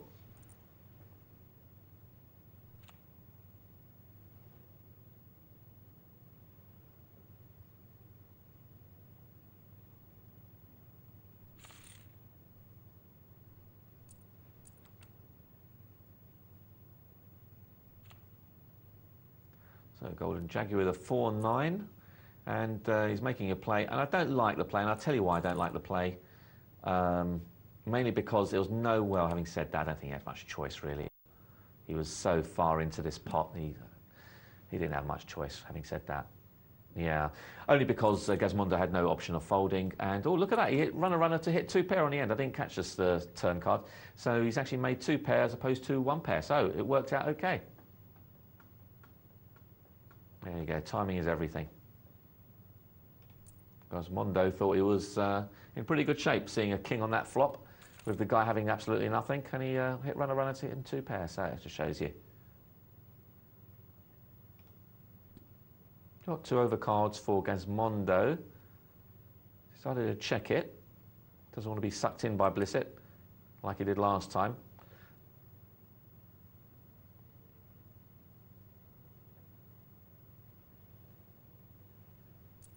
Well, Gazmondo's now taking a chance with this.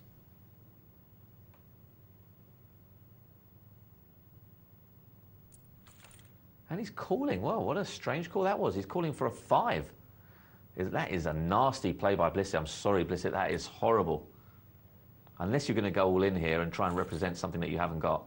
No, that was horrible. To call for an inside straight draw for you know, a wad of chips, I think is just not on at all.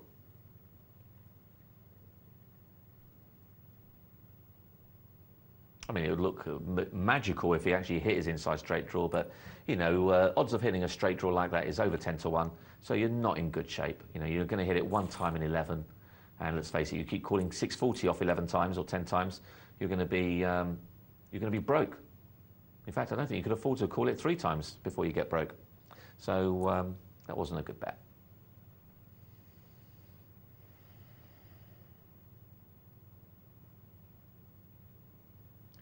Well, 1200 goes into the pot for Golden Jaguar, and Gazmondo calls with a 2-4. Oh dear, we're seeing some very erratic play by these players, and it's all over for Gazmondo. Well, for this particular hand anyway, and Golden Jaguar doubles up. Not a good call from Gazmondo, I don't think. He's got 2-4, he's getting the right pot odds, but we're not playing a cash game, we are playing a tournament. You can't afford to keep throwing away 600 when you've got so few chips in play. And he's folded the 4-2 this occasion.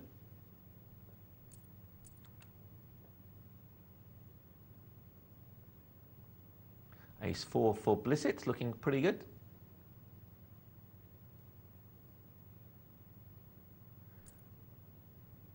And he makes a raise. And he's probably... Well, that's another bad call we've seen. This time Golden Jaguar doing it. Oh, it's worked out okay for him though, unless a 4 or an ace comes on the end. Yes, the ace comes, and ace-4, 2-pair takes it. Bad call there from Golden Jaguar, I feel. You want to be the raiser in this situation. He had enough chips. He didn't need to commit on that hand, 9-10. You know, not to a call. You don't want to be the caller. You're calling with 10 high at the end of the day. You know, 10 high is not a great hand, let's face it. Don't get confused with the fact that it's suited, it's connected or suited. I mean, it wasn't suited in that situation, but it was connected. So calling with 10 high is not good. Calling with jack high is no good, regardless, even if it is jack 10. Not unless you're in a desperate situation, and he wasn't. He had 2,400 chips or thereabouts. That wasn't desperate at all. Well, Blissett is trying to see how he can get some chips out of this guy. And he must feel pretty confident about that flop.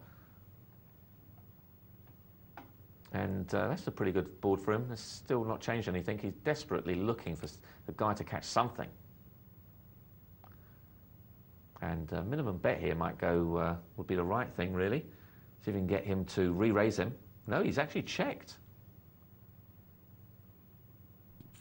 And I think he should have put out a bet there. And the reason being is that Blissett was never going to try and bluff that pot. It would have been too obvious a bluff. You know, when a board is double paired like that, it's just too obvious. Well, he's now called in with a 5-9 suited. Ace-King is miles ahead, and it's all over. There's no card that can come to actually save Gazmondo. He makes a pair at the end, but that's no good. So, well done to Blissett. Well, that was an interesting tournament. Lots of swings and lots of interesting plays as well. There were some good plays and some not so good plays. So I think it's time to give you a little reminder of how you can contact the show. You can do so by text, and the way to do it is as follows: 62211. Always nice to put your name in the first part of the text message. Also, you can contact the show via poker@pokernightlive.co.uk. And of course, if you want to have your say, 0906 200 70 80. Okay, so time to head over to our multi-table tournament, where 281 players started off battling out for that first prize of over $700. Let's see how they're doing.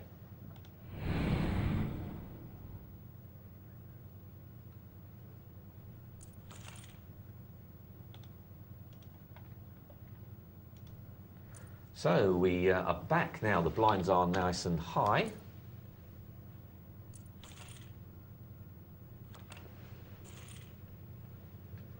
$400, $800.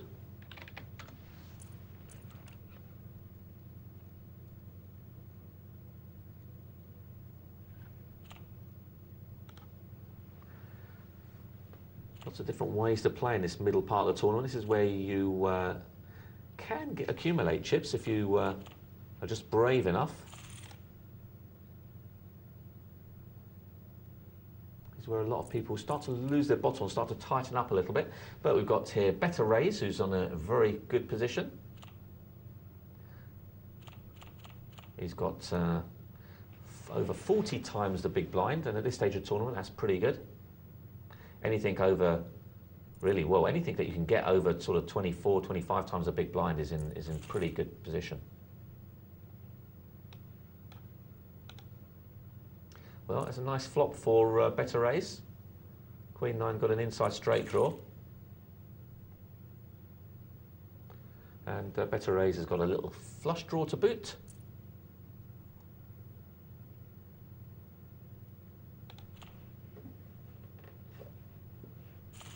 And he takes it down. So he goes over 40,000 now. He's looking pretty confident.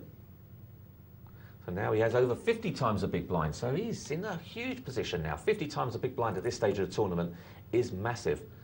Now, as long as he doesn't do anything silly, he's got a great opportunity of getting to a situation whereby you can make that final.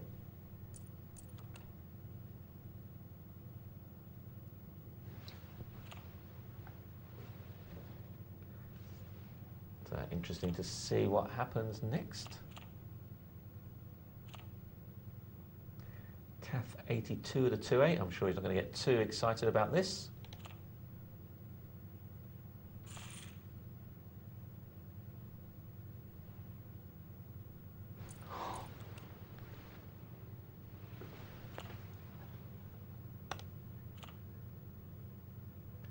Ace-8 for better raise.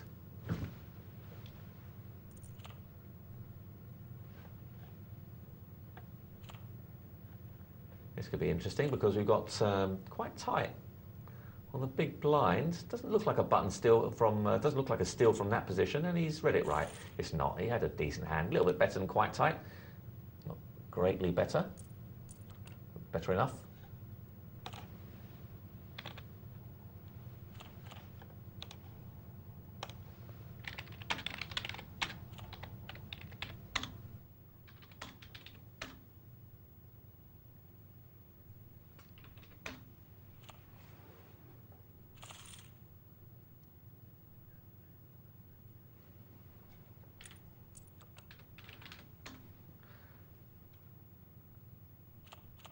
So how's it going, Kaz? All over? All over. Okay.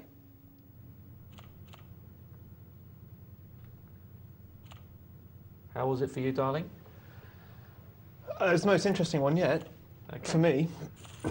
Okay, that's interesting. So we shall come back to that and see that in about a stroke of midnight.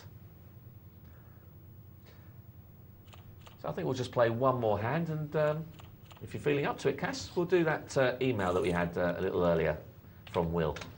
Yes, okay.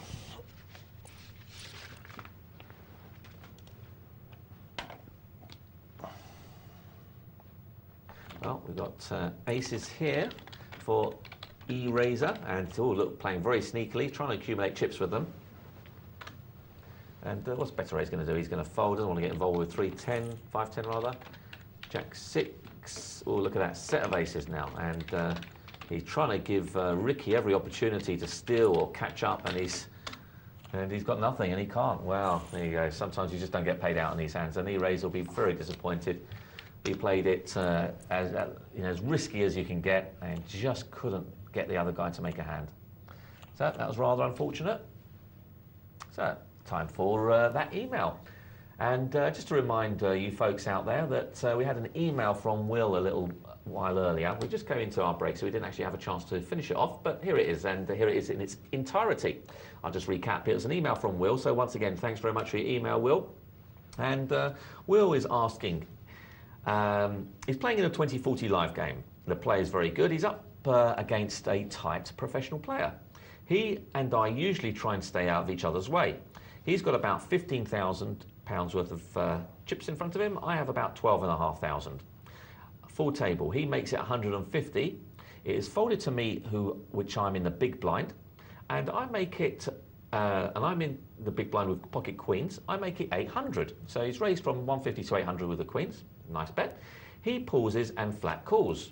Okay, so he's now called your bet. So it's either smells of strength or smells of a decent drawing hand. Flop comes Queen, 10, Jack. I lead for 1500. He pauses, then moves all in. Thoughts? and it's a rainbow flop. All comments, both pre and post flop, welcome. Go on, Kes, you go first. Okay, so what I said was that the guy raises before the flop, and then you re-raise from the big blind. I know it's not you, but the writer re-raises from the big blind with a pair of queens. And then he smooth calls. Now, I'm not saying that tight players will never smooth call with aces and kings, but it's not a play that they tend to make. When they're tight players, they tend to play much more ABC, which means re-raising with aces and kings. Not even all in necessarily, but actually a re-raise. That's the standard play in that situation.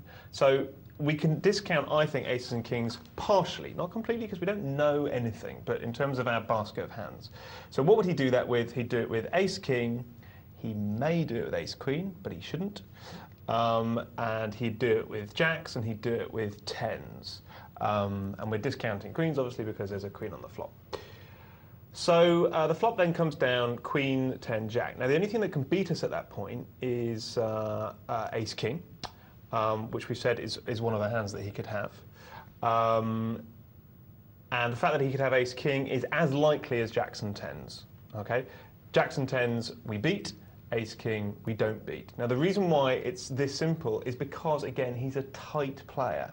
And the thing about tight players is that it reduces the probable basket of hands because they're much more predictable.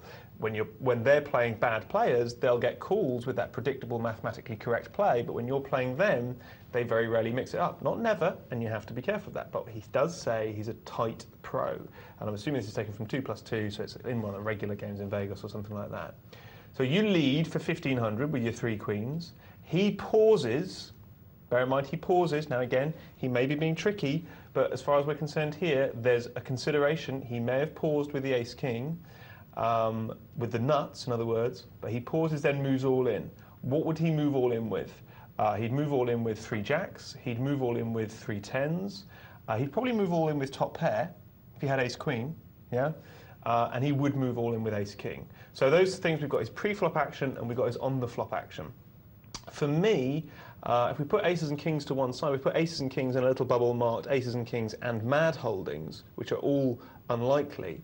For me, it's as likely that he'd do it with ace-king as he'd do it with the 2 trips that you can beat.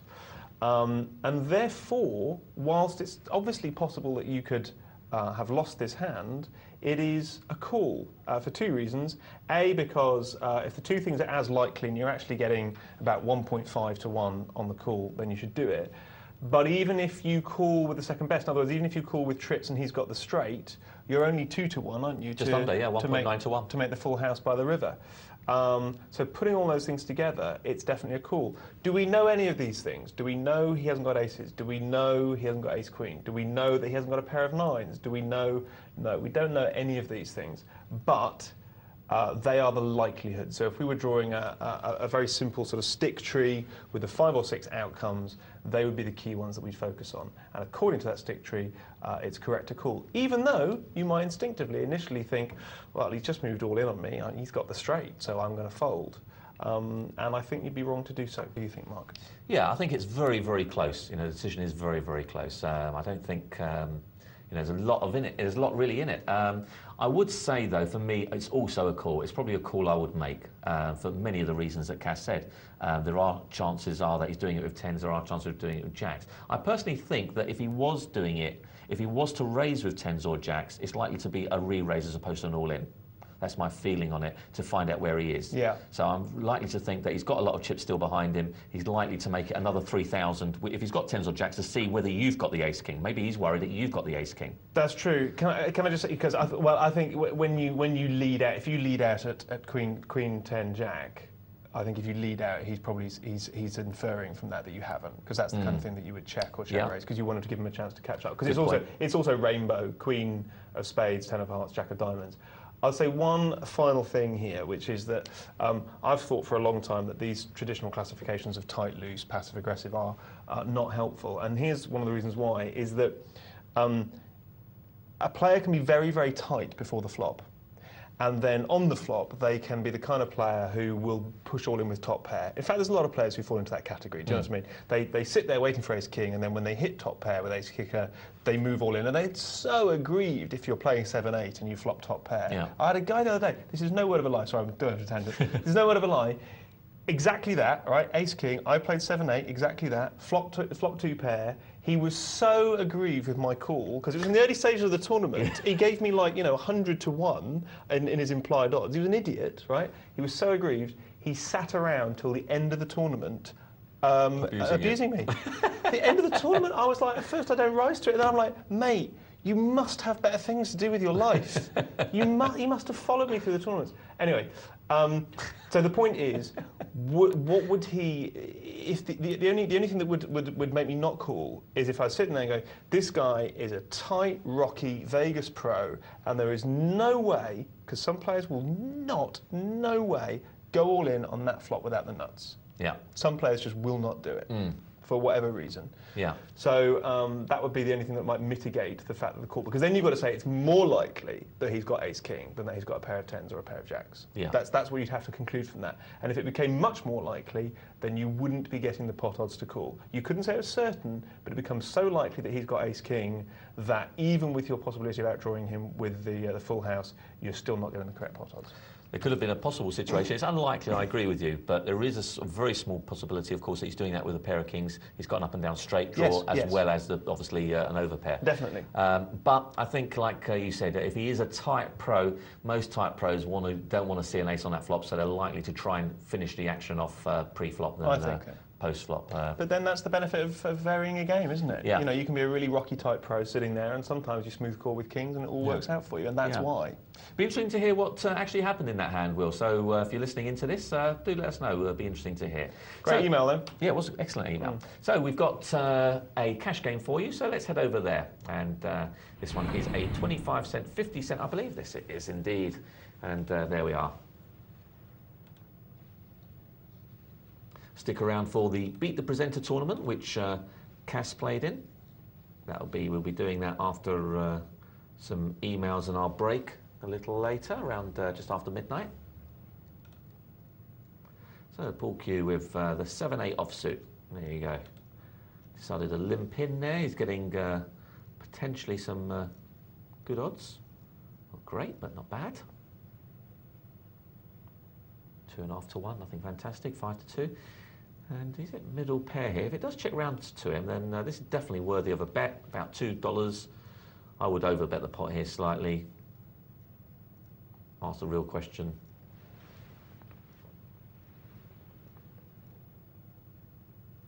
Not hugely over, but one's a little bit weak because I think any kind of poor hand, if he's got any kind of poor hand, like, I don't know, King Jack or something, he might decide to call.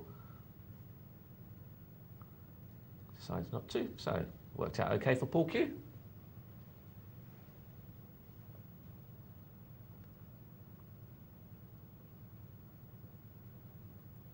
Well, bet the lot, sort of fold, and Paul Q coming in for the 50 cents with 9-10 suited. I actually would have minded a raise here in this situation. He's in the cutoff, he's got a suited connector, and I wouldn't mind a raise. He wants to pot build, and plus have a bit of deception to his hand. Not mad over collecting the blinds in that situation with 9-10 suited, but it's better than nothing.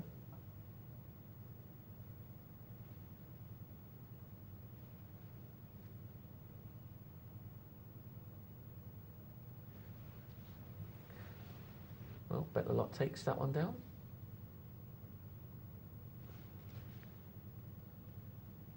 We've got those queens again. They've appeared so many times tonight, Cass. Every time I look, I keep seeing queens. It's incredible. We were talking about queens all the time, and they're appearing all the time. There was a comment actually during my game when I was talking about the good hands I was getting in the early part of the tournament, and at the play short, it said in jest. I don't know who said it, but he said, "Welcome to the wonderful world of prima crazy cards." Do you know what I mean? And it's so funny, Noel. The one thing I will take to my grave is, and I'm fairly sure that particular writer was being, ironic, but the one thing I will take to my grave is this notion that poker sites are not random. I mean, Tom and I had a big discussion about this one night. The whole point of random is that you can't predict it. That's all that random actually means. It wouldn't matter. I mean, I don't know anything about how random number generators work, but it wouldn't matter if there was a pattern which extended over 30 million hands or 30 hands. The point is, if someone cracks it, it doesn't matter whether it's 30 million or 30 hands. That has ceased to be random. It wouldn't matter if it's 30 billion hands. If someone has cracked it, someone's cracked the repeating algorithm, then it ceases to be random. The fact of the matter is, equally, it doesn't matter if it's just 30 hands. If someone cracks it, it ceases to be random. The point is, can you predict what the next card is? And if you can't, then it's random. But the notion that because you can see certain, as we said, not patterns that make it predictable, but what's the word I'm looking for? Similarities and regularities apparently in the chaos. That's what the human mind does, folks. You know, the human mind looks for how many times I've been outdrawn tonight. Oh, that's ridiculous. How many times have we seen queens tonight? Oh, that's ridiculous. Look, there's a pair of nines, a pair of tens, a pair of jacks, and a pair of queens in the same deal. Oh, that looks ridiculous. The fact is, that is what happens when something's random. That is what happens. Well, look, how many times will this happen, Cass? Yeah, it seems to happen out of randomness. You'll go to a casino and they have these little, on the roulette wheels, they have these little displays, don't they, showing you what the last numbers were and stuff. And you'll see the same number crop up 3 times in a row. That's right. You know, it happens. And you've got to realise that that happening is something like over 35,000 to 1 that's going to happen before the event. So, you know, these things will happen. You know, as someone actually in an email put it, as sagely, more sagely, I've never heard it put. The fact that something is incredibly unlikely doesn't mean that it won't happen. It actually means the precise opposite. It means that it will happen, just very, very rarely. Yeah. So if something is 150,000 to 1, that doesn't mean that it will never happen. It means that it will happen 1 in 150,001 times. It's as simple as that. That's what it means. That's what a statement of probability means. You know, it's a 14 million to 1 chance, folks, that someone will win the national lottery.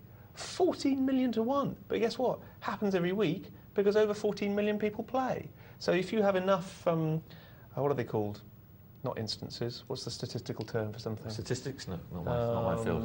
If you have enough, instances is probably the right. Instances is as good as anything. If you have enough individual events going into something, then even something that's incredibly unlikely will happen. You'll see it. And believe me, folks, you know, you sit at a poker table, you sit and watch thousands and thousands and thousands of hands. I mean, we always say the medium term, certainly in limit poker, is about 100,000 hands. Now think about that, 100,000 hands, that's an awful lot of hands. In fact, I was working it out the other day, I think I've probably seen about 3 million hands. Have you? Yeah, I think so. Is that what I worked it out at? Probably more. No, that's must be more than that. Feels a bit much, actually, Mark. What, 3 million? Yeah, it does. Why do I think that? No, you must have seen more than 3 million. No, I don't think so. No? Well, no, 100,000 hands is 6 months of live play. No, it's not. It might be 1 million. 100,000 in 6 months? I think it's about 1 million hands. I think 6 months of live play. So on live play. Sorry. Yeah, so on play, if you were multi-tabling and you were playing 8 hours a day, it's probably about 2 months, maybe less. Yeah. But still, 1 million hands. You know, that's mad. You know, you're going to see things in those 1 million hands that, I was going to say defy belief, but that sort of steps on my point a bit. Yeah, I won't go there.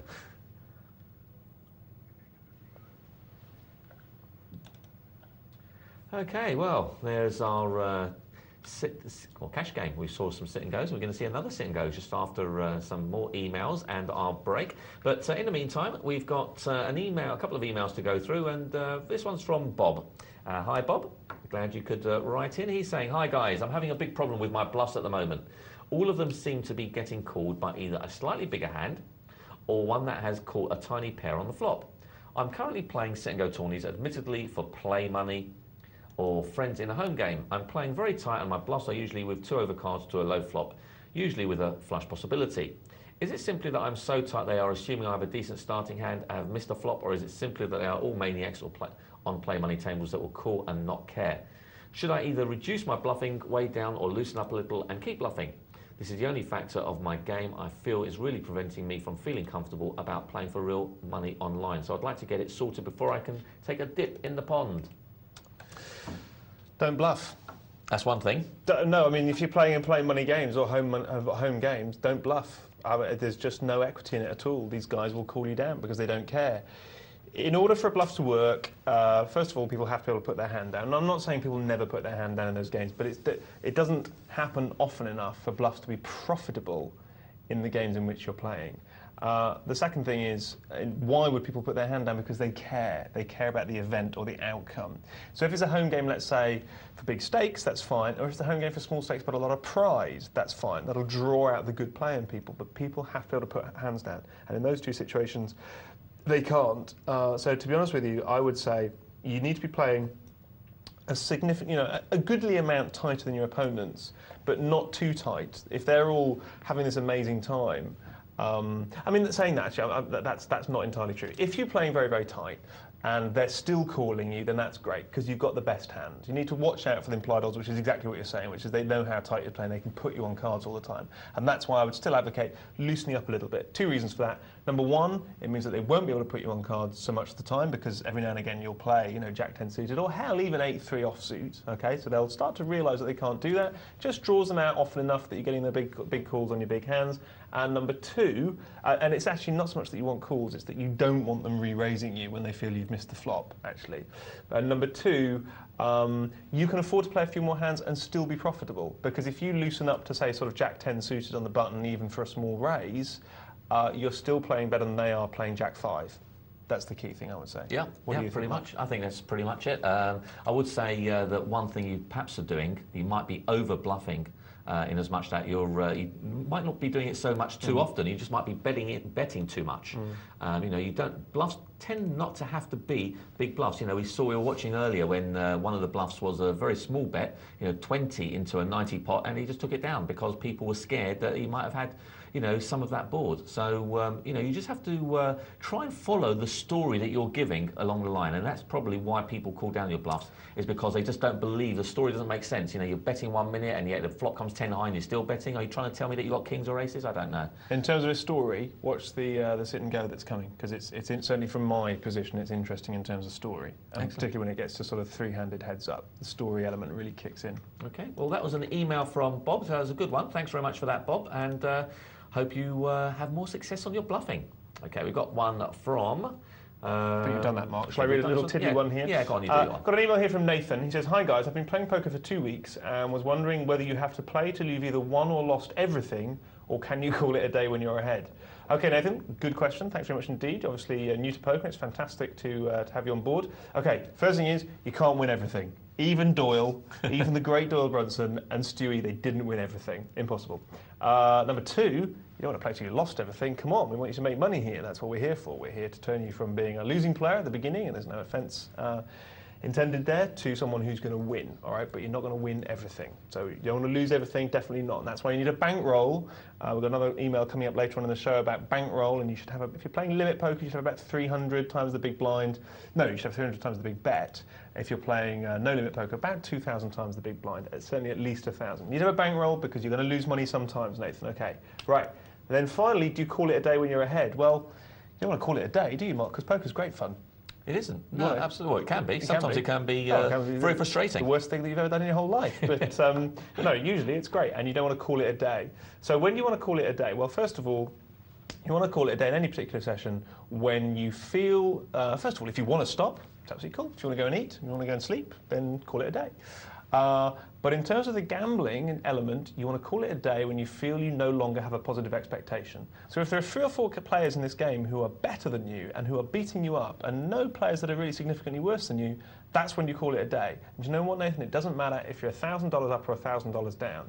You call it a day when you no longer have a positive expectation. As Mark said, if you're lost $1,000, quite likely that you're probably not making your best decisions unless you're very, very immune to that kind of thing, or you're playing for 5,000, 10,000 stakes, in which case it's irrelevant.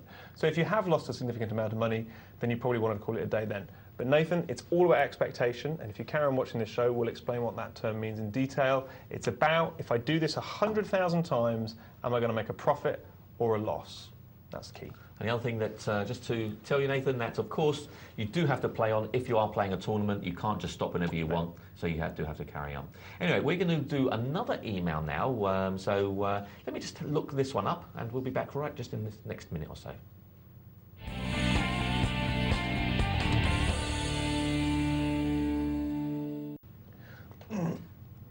Welcome back. We've got an email from M. Rags, and are you ready for this one, Kaz? And M. Rags is saying, first of all, thanks very much for your email, M. Rags. He's saying, hi, love the show, love the Wicked show, in fact. I've had a lot of success in sit-and-go tourneys and would like to start playing cash games. Could you give me some advice on what type of starting hands to play and what the main difference is between the two different games in terms of style of play?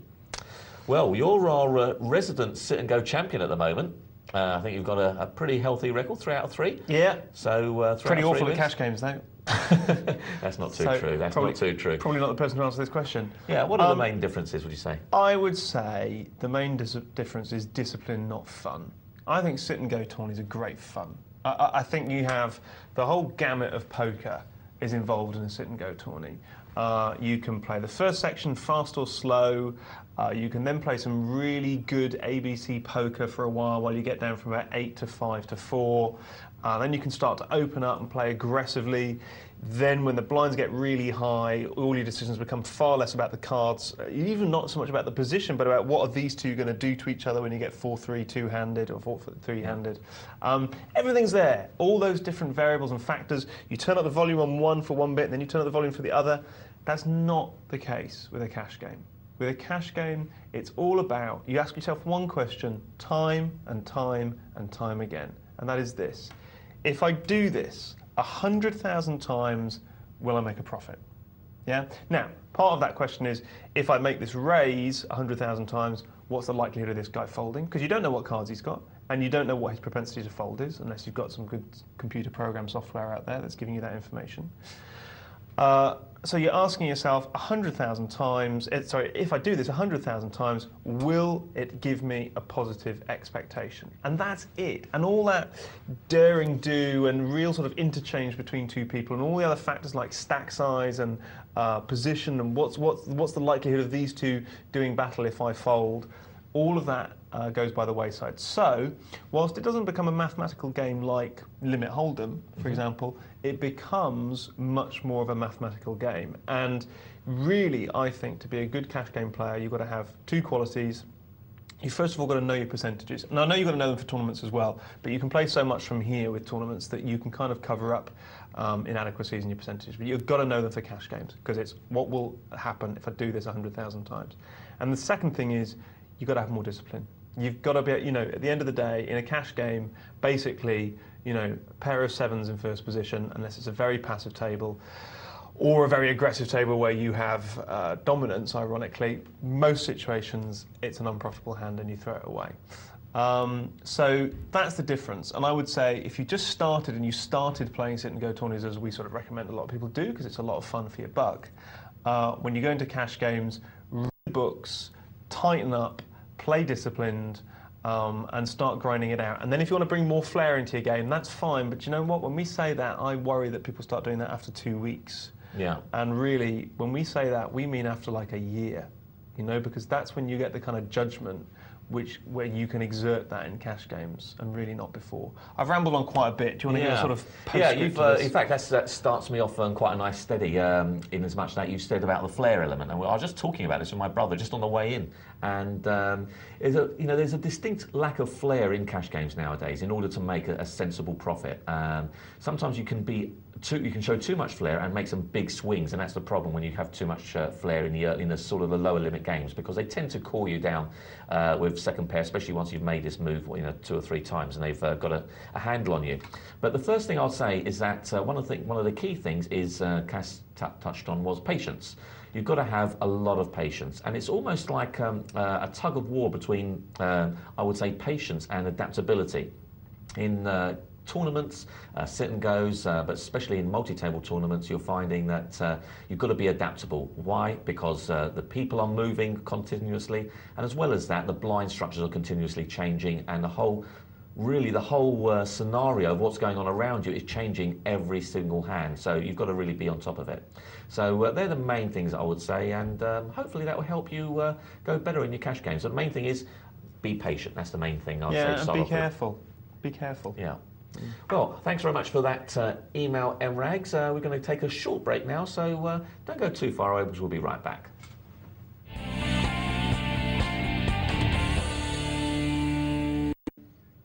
Welcome back to Poker Night Live with Mark and Cass, and beforehand we were just doing some emails, so let's get back to one or two emails and see what we've got.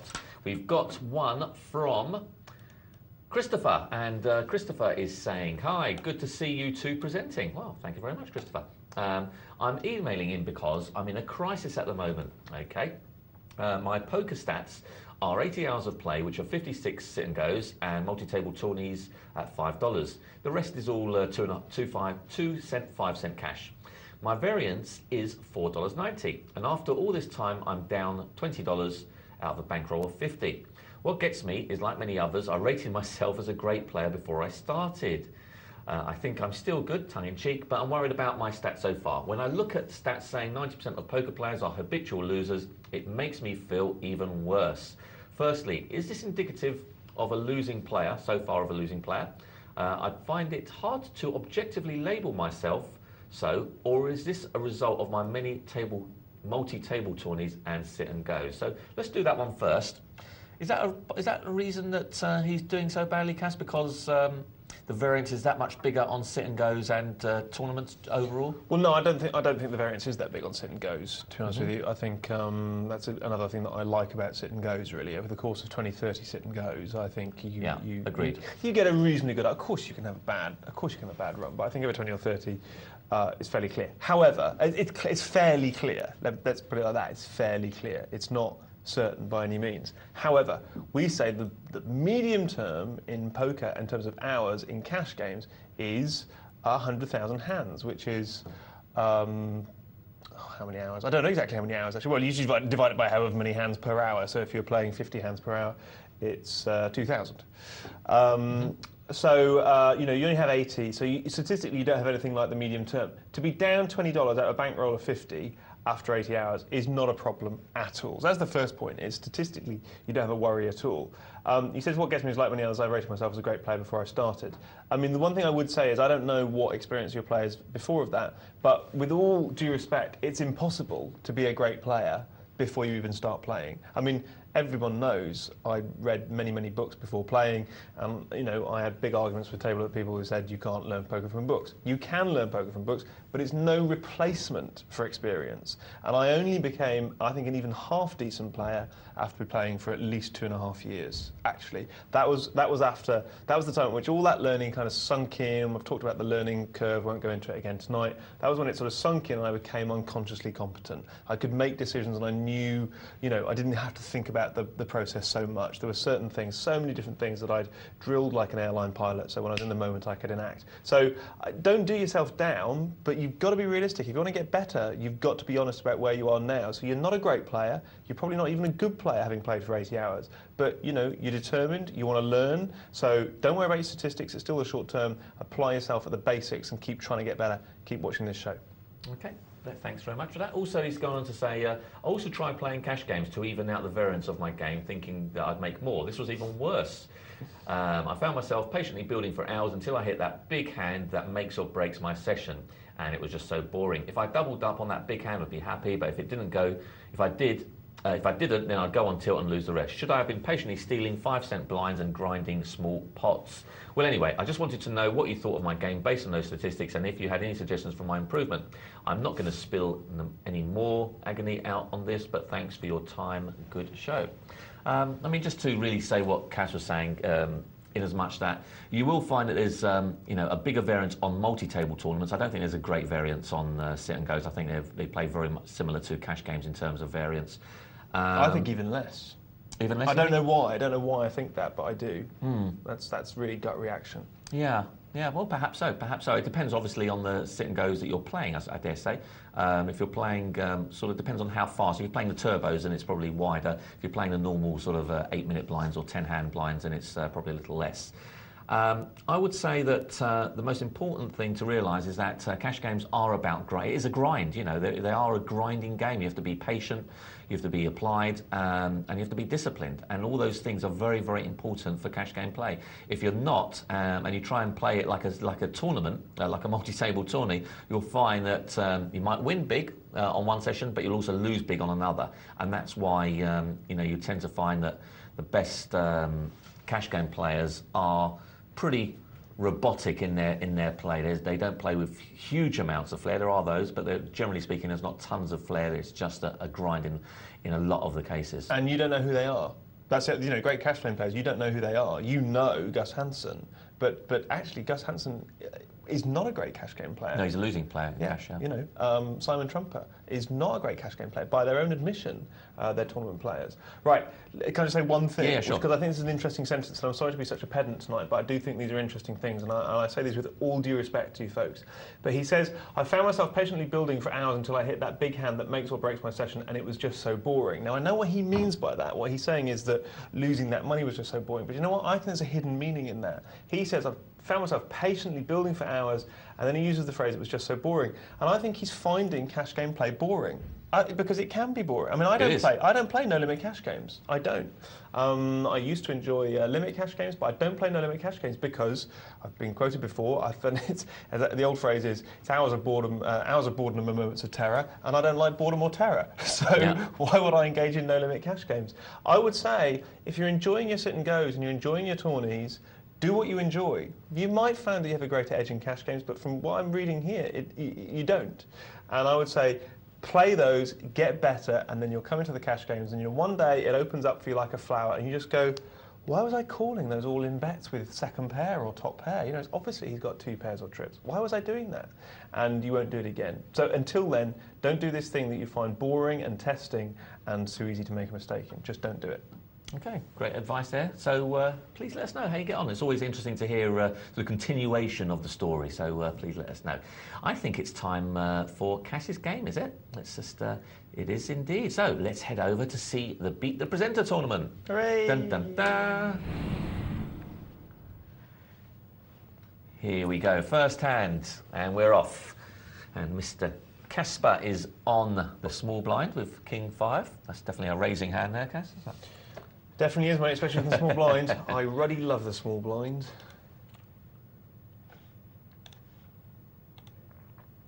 Well, making jam with the ace-8, decides to get things going.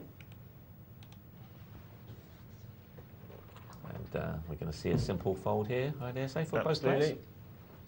No one's got anything, so he's going to take it down for a minimum raise there.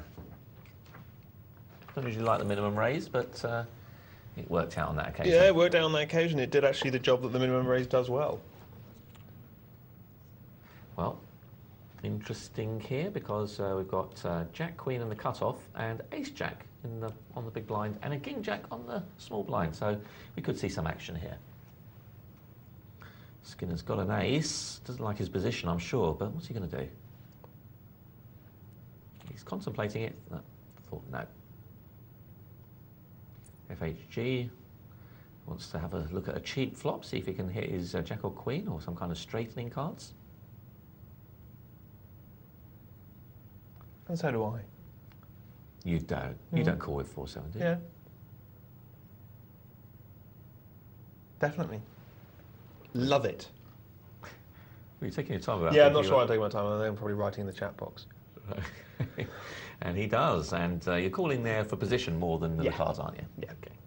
So Caspar's likes where he's sitting. He's sitting on that button. It means he's going to be last to act.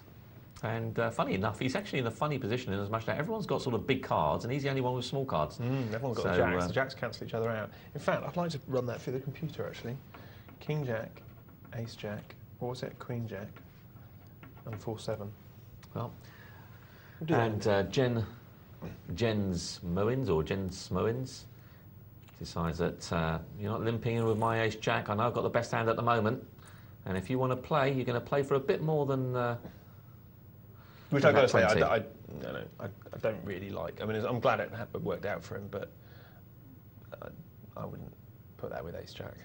No, you wouldn't pop it up? No, not least. I mean, ace-jack doesn't play that well multi-way anyway, so I understand that's fine. So he's going to isolate it. He'd be happy to get a heads up, maybe even with a small blind or something. But and he's got even money chance that he might even have position as well. Yeah, yes, but I think it's quite a nice situation that just to check and see what the flop brings from the big blind and just play it out on the flop. And if it does come, a couple of jacks, then you can make good money with it because you're in the big blind and you're all hidden. Yeah. I think if someone had ace queen, they would have raised it. So I think it's a good chance you've got the best ace. Listen, it's 50-50. I don't think it's appalling, but I don't like it personally. I don't think it's the profit maximising move personally. Yeah, I'm sort of on the fence on that one. I don't actually mind the play personally. But it's like we said, Mark. At the early stage in the tournament, I want to accumulate chips. Do you know what I mean? I want to take advantage of people's frustration and propensity to bet far too much, or call for far too much on the. Now that was a button mistake. I meant to raise it to 3 times, and I only raised it to 2 times. So normally I would have raised it to 3 times there. And it's quite interesting what you said about the ace-jack, actually, because if you think of it, especially in that situation that we were just looking at, if the case-jack did happen to fold, hit that deck, and it was a top pair, he gets paid a nice amount now, doesn't he? Yeah. As long as there's no king or queen to follow it. Yeah. So, interesting. So I had a7, and can I just say about the previous hand, because it's really important, that I raised with ace-9, and to be honest with you, as soon as I'd done it, as I say, I meant to raise 3 times, and I was just wondering, why am I doing this? And I think there's a little part of me that at this stage in the tournament, I wanted to find out what I quite soon found out, what's interesting, and I don't know whether you've had this and Beat the Presenter, I wanted to find out how this field respond to my raises, because the biggest, and it's been a real shock to me, the biggest single most interesting thing for me and Beat the Presenter is that I thought people would be constantly calling us down to try and take us out of the tournament, and in actual fact we've had enormous respect for my raises. Now that can be a good thing or a bad thing depending on how you respond to it, but I'm not saying there was a massive strategy here at all, please don't misunderstand me, but I just wanted to sort of take advantage of a couple of opportunities and just see how people were going to respond to raises, not trying to draw any kind of inference or conclusion from one individual example. But it just gave me an opportunity to do that. Actually, raising with the ace-9 in that situation is kind of a nothing bet, because if you get called, you're beaten, and if you win the blinds, you win a whole $30. Do you know what I mean? So, or 30 units. So anyway, I can throw this away. Yeah, not many hands here, really, is there? We've got the pair of 7s for Robbie Box. Sorry, folks, I'm probably just chatting in the chat box when this happens. I'm not. Yeah, can you speed it up a bit? I know, I'm not playing. No wasting time here. I know. Gulo with king suited, king rag suited.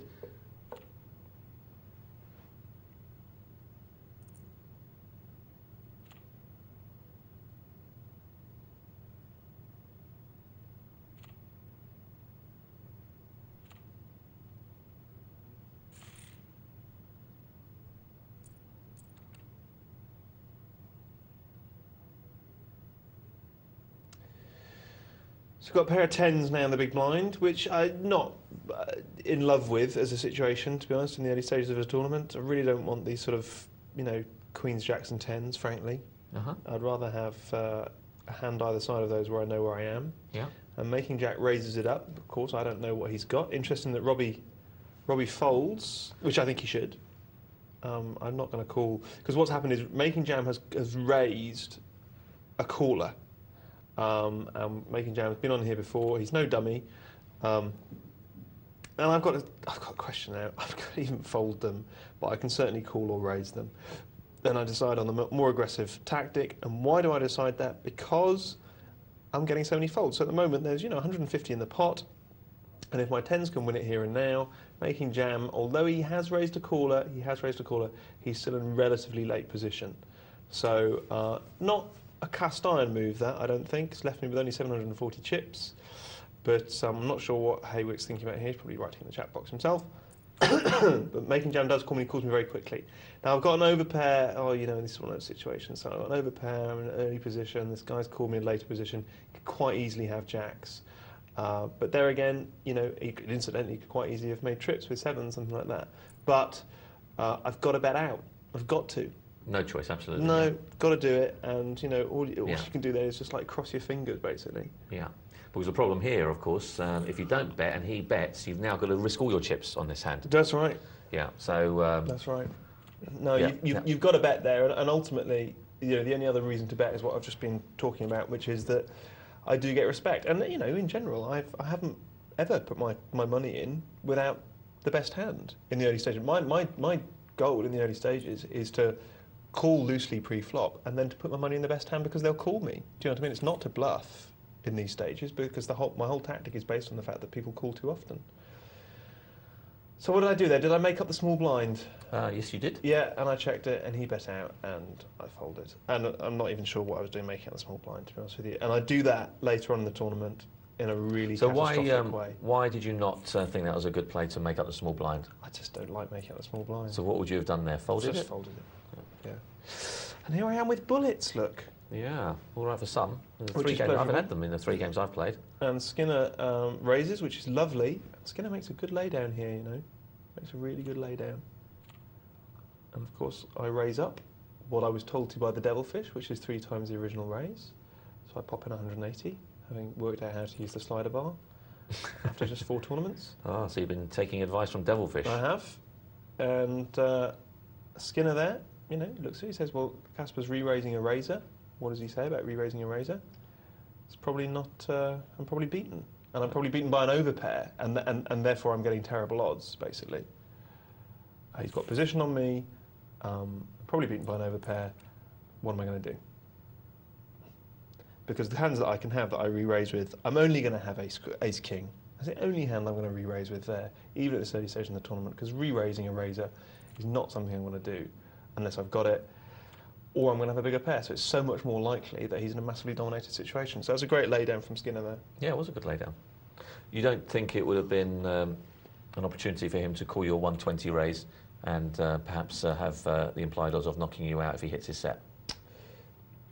No, I really don't. I really don't. I don't think that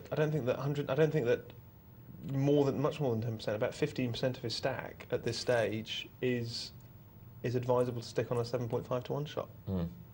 I don't know if you're saying it's because it's me that he's knocking out. No, just generally. And not least because I don't think he would necessarily knock me out. If he's decided that you're on a big pair, yeah, and he hits his 8, then there's a good chance that you'll have an overpair to the board, which means that you're likely to pay him the rest. So, but all of those things have got to come true. All of those. So it actually becomes much less likely than 7.5 to 1 because he's got to hit his cards. I've got to have an overpair to the board.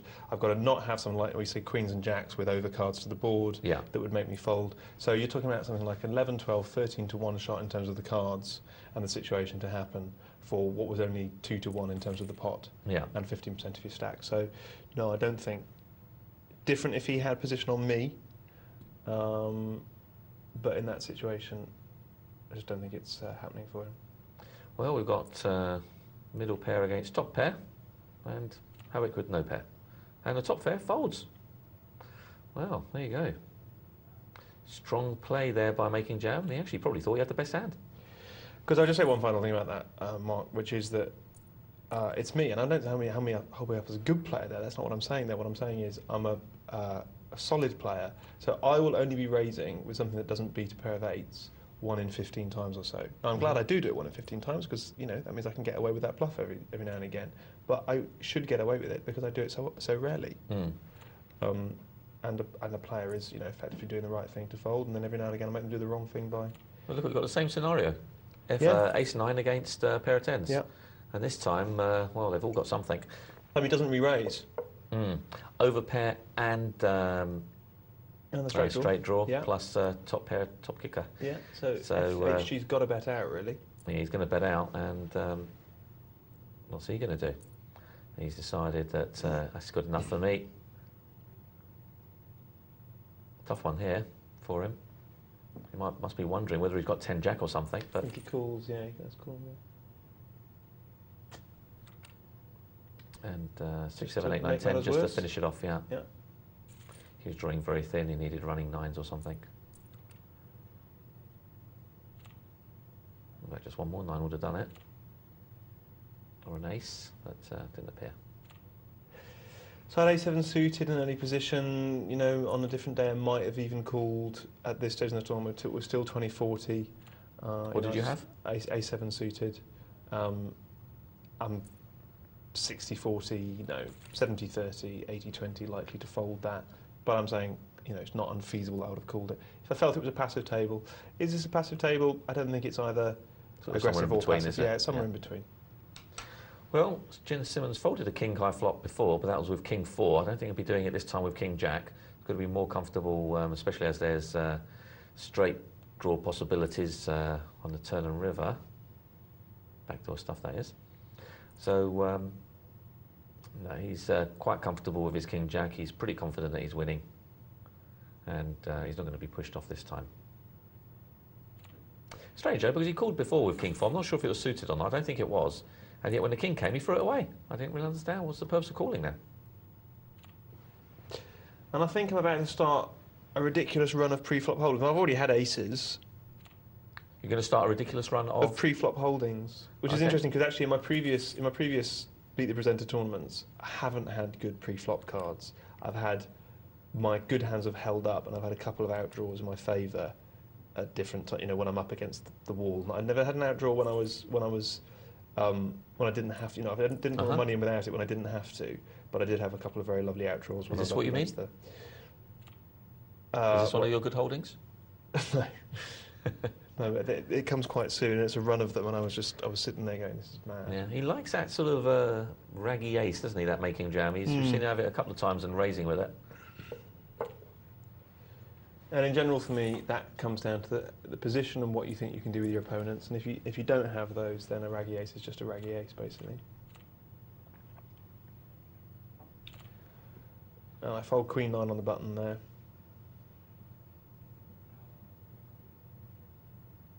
It's interesting that I called with 4-7. I called with another caller in the pot, and therefore more callers giving me greater implied odds. You see, what are you going to do with also the blinds are a bit cheaper then? A bit cheaper, yeah, absolutely. Both those two things push it over the edge. And Jen Simmons doesn't get anything extra. I think I might raise with this, I can't remember.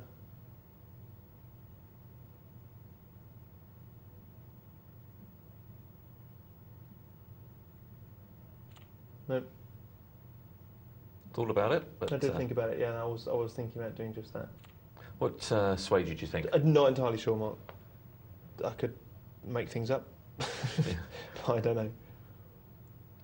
Looking back on it, do you think it's a play that you should have made, or is it sort of on the fence, really? Yeah, I'm sort of on the fence. I'm certainly. There's a couple of plays I do think are quite bad in this tournament, but I'm not really bothered about that. So we've lost 1. And what was the level of this tournament, Cass?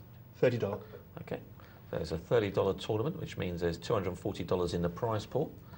120 goes to first place, 72 to second, and 48 to third. So I raise with my ace-10 suited. I don't have any problems with that. And I raise 4 times the big blind on that occasion. Now you switched to 4 times the big blind here. What's your thinking here? Again, anything particular? Just mixing it up. Devilfish did actually say, stick to 3 times the big blind all the time. I do actually alternate between. Yeah, I like to vary it too a little, just to throw things out. Ace Queen. Now I've just bet 2 times the big blind, and again it's just to vary it. There's not much rhyme or reason.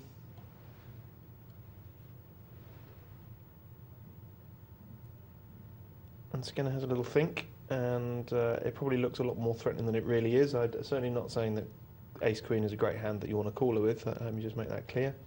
It's just I'm getting a lot of respect for my raises, and he actually folds. Folds early position, and I they do respect your raises. They do respect my ones. Yeah, I was raising. They were calling me of all sorts. Well, that's because you project a loose image on air. Okay, but it's true though, isn't it? Yeah, I guess it must be. Maybe it was just the players. It could be, but I would have less respect for your raises. That's not less respect for you as a poker player. It's just that you project a loose image, and there's all sorts of great things to be had from that loose image. Because actually, the problem with me in this game, Mark, is that I want more callers. I wanted, I'm having a little rush of hands here. I get a couple more yet, and I'm not making anything from any of them. Right, because they just ace-10 suited, they fold. Yeah. Ace Queen, they fold. They folded when I had aces. I'm kind of I've said before, in a theoretical universe, the ideal to play a tournament or indeed a cash game would be every time you raise no one call, because you'd never lose a chip. But practically, because that's not going to happen, you do need callers to call you incorrectly, and I'm not getting them. Well, 10 Jack, I'm sure he's going to do something with that. What's he going to do? Well, he's decided to raise. We've gone up to 40-80, and I don't want anything to do with this.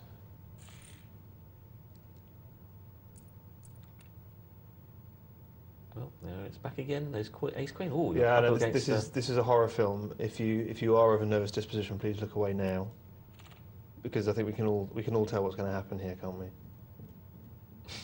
we? It's not pleasant.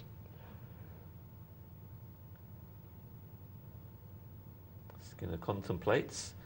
Little does he know what's behind him. Yeah, I wish Skinner had raised and Robbie had re-raised, because I felt a lot better about that. Now he's got 240 in, so he's only got 480 left. Okay, which is basically going to be the value of my raise. So you're not going to throw him off this hand if you raise.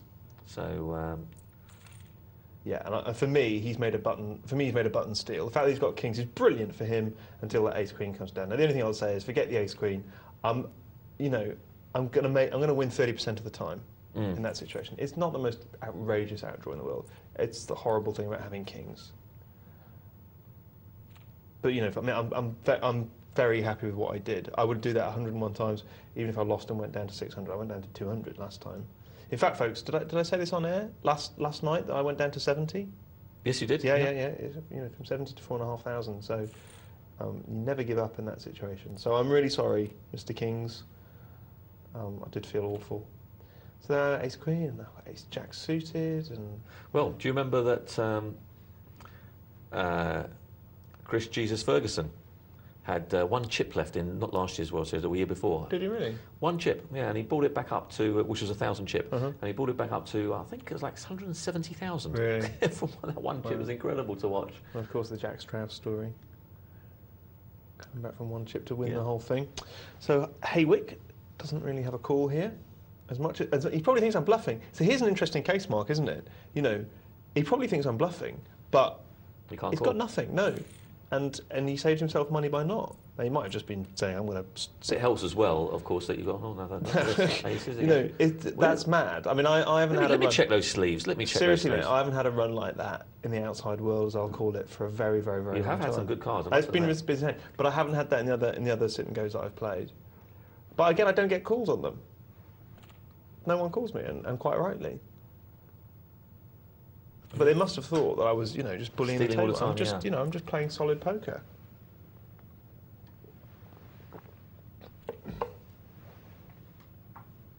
And the interesting thing was, sorry, I was quite sort of dozy. If I didn't, there was some box that was checked, and I wasn't really thinking about it. So for the first half of the tournament, I couldn't show my cards, and if I could have shown my cards a little bit more, I would have actually been raising a little bit more without cards, because I would have shown a few cards to the table and created much more. So what I did was. You didn't really need to show them in a way. No, but I would have. You kept on getting them. No, but if I'd shown them, I would have done some more raises with no cards. Even more? Yeah, I would. Right, yeah. Okay.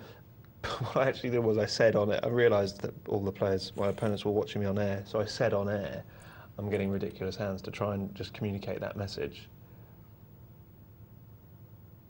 Because I think what I want in that situation is for my raises to continue to be respected. What I don't want is for them to start playing back at me too much. So what I'd like to have done was capitalised on it and raised more even when I didn't have cards. But you have to show cards in order to do that, I think, personally. Well, look, Making Jam has had it again with his ace-8. I think that's about the third time we've seen him have it. Yeah. Ace-8 and ace-9 or things like that. And can't really call here for Jen Simmons, I don't think. He's got 720 to call. That'll leave him 1,300, and I think he can't really call. He's not under pressure, no, he doesn't let that go. Call, especially from an early position raiser. The fact that he was actually best in real life is irrelevant there for us.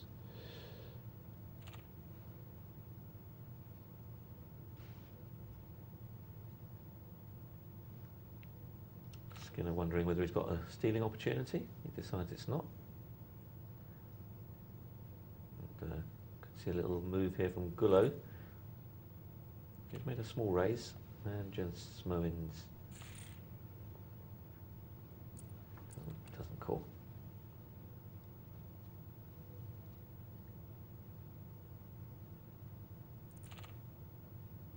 Again, ace-9. Oh, she's had this hand, what, 4 or 5 times now. Quite like that raise, rather than the all-in, actually.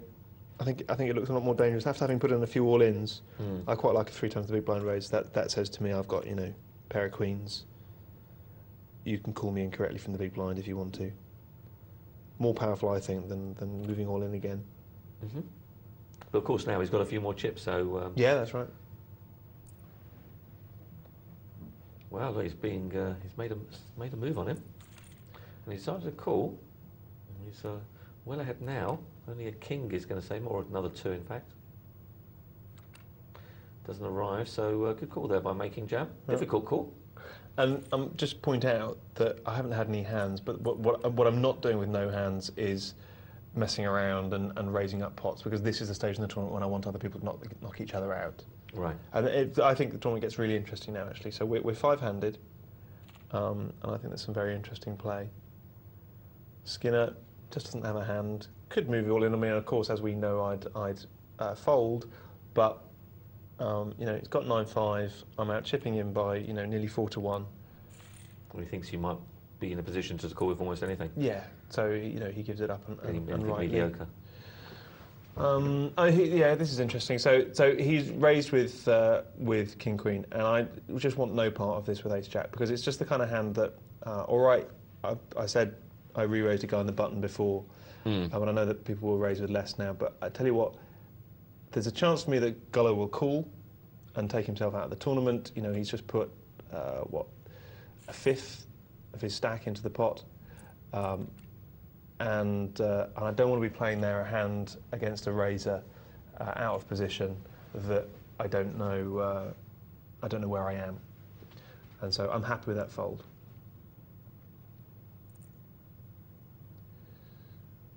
Now just double the raise here. Just double the raise, yeah. Something that Dr. Tom does hate, but I don't mind at all. From time to time. From time to time, I think, sorry, I should make that clear, is my key point there. In general, for me, it is a minority play. I've observed this before, actually, on this site, because the blinds get so big, you see a lot of 2 times the big blind raise, and the reason for that is I think people want to have the effect of a raise, which can be scary and get people to fold, so you have the isolation and elimination, but they don't want to have to commit the whole stack because the blinds get so huge compared to their stack. So we see too many 2 times the big blind raises in this tournament, and I'm probably as guilty of it as anyone. Tut tut.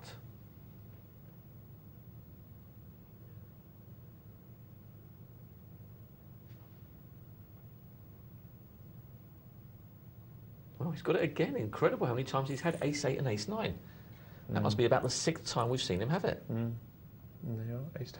In the space of, I don't know, what, 40 hands? If that?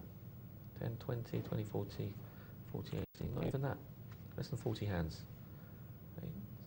About 35 hands or so. So we've got these 2 players, Skinner and Gullo, here on, you know, relatively short stacks. And once again, Skinner's got a short stack, he's got 80 in the pot. Gullo makes life a lot easier for us here by raising with the 10s. Now, interestingly, you know, I was going to write nice bet at that point, okay? And because I'm a nice guy, and it was a nice bet, I thought. I didn't know what he had, but you know what, I didn't, because I don't want Gullo doing that, actually. Yeah. Sometimes you do have to encourage him. I mean, don't get me wrong, our Beat the Presenter games are really lovely spirited, and people do make me laugh a lot with the chat in the chat box, but look at this again, another ace-9. This is unbelievable. And on this occasion, obviously, it fares me quite well, because we can see what happens here, I think. Don't need to be he's giving you soothsayers. Yeah, so I push it myself. Just want to eliminate it. Don't want anyone to be calling, so I re-raise. Hits his 9. You've got an 8 or a 9 as outs now. Doesn't make him. And I went with queens and kings. Well, he must be thinking to himself, I've had ace-9, ace-8, 6, 7 times now. Chance of it happening. Do you know what this was? I really do. I think this is an interesting tournament. I think there's so many interesting things that came up. Gullo pushes again, and again I think it's a nice bet, but on this occasion Skinner has him dominated. But look at that. Oh, painful. Wouldn't you be sick if you're Skinner? 3 outs. Hits it on the end, yeah.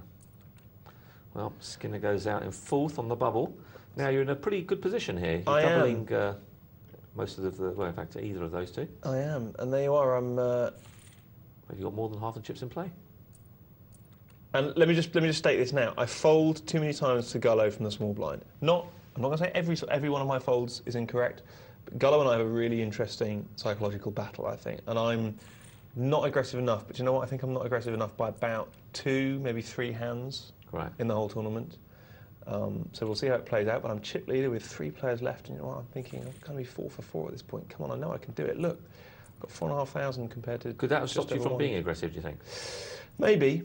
Now, what happens that here? That was unfortunate. Jen's... We would have seen a race here between you and Gullo. Yeah. You would have pushed, he would have called, and it would have been a race for the money. Yeah. So and Jen sort of mucked that up, really. We would have seen, Jen would have had, by not betting, would have seen one player potentially go out, or the other one being decimated. Yeah, and that's interesting there because Gullo moved all in and Jen's fold, and I thought, oh, you know, I missed a trick there. Should have pushed with my ace-10, but still, I'm only playing the results there. I'm still happy with it. Yeah. And what's absolutely crucial here, Mark, absolutely crucial. The 2 tones are: number 1, I'm not aggressive enough in the small blind, and number 2, I am more than happy that there is a good chance that these 2 will knock themselves out. All right. So as much as I can survive on my big stack, I want them to do that. And if I can, that's part of your strategy. Yeah. So if I get good cards, then that's fine. And this is the worst move of the tournament. And I don't know why I do this. Do you know why? Well, you flat called. Because I hate King 10. I hate King 10, and I hate it from the small blind, and I flat call. Now I can argue that it's to vary my play as much, until I'm blue in the face. At the end of the day, it's just a bad play. And in some ways, this is the tournament-changing hand. And I'll tell you, it's psychological, it's not financial. So it cost me 160 there. The flop comes down, and I bet into it because I think, he has to have it, basically, to call me. I've been getting a lot of respect, not so much from Gullo, but so I bet into it. So I bet 640. So in total, that's 800 chips that I've lost on this hand. And he quite rightly pushes, and I don't have anything. And I'm not of the school that says call for the pot odds and try and hit over cards. No, I'm the same as you. I'm preserving my chips. And look, he's nearly level with me there. So yeah, on that one hand that should have gone your way. And really. Well, it's my fault if I'd pushed with. I mean, it's either raise or fold. Yeah. So what was I doing? It was a silly kind of fear, basically. That could have been the fact that you had maybe this 4 out of 4 thing on your mind. Could well have been. Yeah, could well have been. May well have impeded good play. No doubt about it. Well, pair of 5s against King 4. Yeah, and I don't like that. I really want Gullo to win this, but he doesn't. Jens takes that, and suddenly, we're all, quite proud. But the key thing for me is it's the psychology between me and Gullo. I've lost my dominance. Does that make sense? And that's so key, folks. He hasn't been getting involved with you, has he, Jens Moens, from the small blind? No, and he doesn't. He's let you have it a few times. I don't think he's had great cards. I think it's important to bear that in mind. And I fold this. So, OK, well, that's interesting, because that would have been one of the hands that maybe I thought I should have been more aggressive from the small blind. Actual fact, it would have been curtains for me if I had, So, yeah, you're absolutely right. It does just show you. And again here, actually, funnily, I thought, shall I push here? And... you just flat call? Yeah, no, I decided not to, because I think these 2 are very likely to run each other down. Interesting fold there by you. Yeah, well, it's a big part of my strategy when I'm 3-handed. It's a big part of my strategy. And I think it makes a massive difference. Gullo makes up the blind there. In a different universe, they could quite easily have gone to battle with 6-5 versus pair of kings. And once again, I know he's better than me. If I bet 1,000, it takes me down to 1,700. In some ways, I just think pot odds, schmott odds. I don't want to put my dominance in this tournament on that. But at the same time, I know by folding, I know he's going to be, He's going to be stronger again. Yeah. He's going to have 2.5, So now look at us. We're basically, even money. Yeah. I lost all that dominance. and I'm not happy. And we can see why. It's moving in with the 5-4. And I think he folds it. I can't remember what happens here, Mark. I think he folds this, and I think he must assume that I've got an ace because I've so rarely pushed from the small blind that I must have an ace. That's a very interesting fold from him with Jack King. It was, yeah, surprising. Yeah. Especially as you're all pretty much even, so there's nothing to be gained by waiting for Jen to go out or anything. No. Yeah, strange. Doesn't want to be the caller with King Jack. Do you see what I mean, though? Honestly, this is the most interesting sit and go that I've played and beat the presenter. Not ever, obviously. Needs a diamond. Yeah. Yeah, gets it. And gets it. Once again, I'm cursing.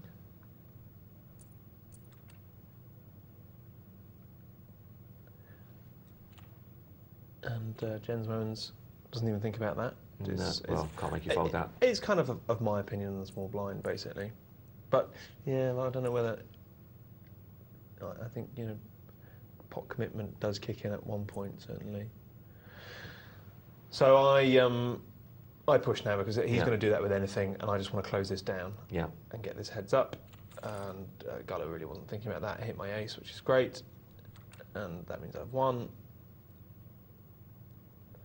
So that's Dabby Dozy. So I get heads up, and I'm you know, not massive, but I've got a chip lead, so I'm feeling quite confident at this point. And like you say, I'm thinking 4 for 4. What does that mean? And I was, you know, I won't lie. The blood was going through my veins. Do you know what I mean? Yeah. So here I am. This is a really interesting heads-up battle. Actually, I can't tell you whether some of the things that I did here were bad or good. You're going to have to be a better judge than me, Mark. I think I push here. Yeah, well, that'd be the right move. I don't think there's, I don't think there's any finesse anymore. It's just a case of sticking it in, especially with a hand like Queen 10. Pretty strong hand heads up. Yeah, and Gullo there is either multi-tabling or he's just you know, not letting me get away with it immediately, which is absolutely fair enough because he doesn't really have a call. And Gullo's got a 5-6 here. Yeah. And he might want to try and get that 640 out of you, and he does. He does want to get it. Yeah. And you can't call. It. No, he gets it. No, you can't call that. Another 2600. I'm not happy about it. No. But, you know... Yeah, you can't call it. You've got to give it up. You've got to have some kind of hand.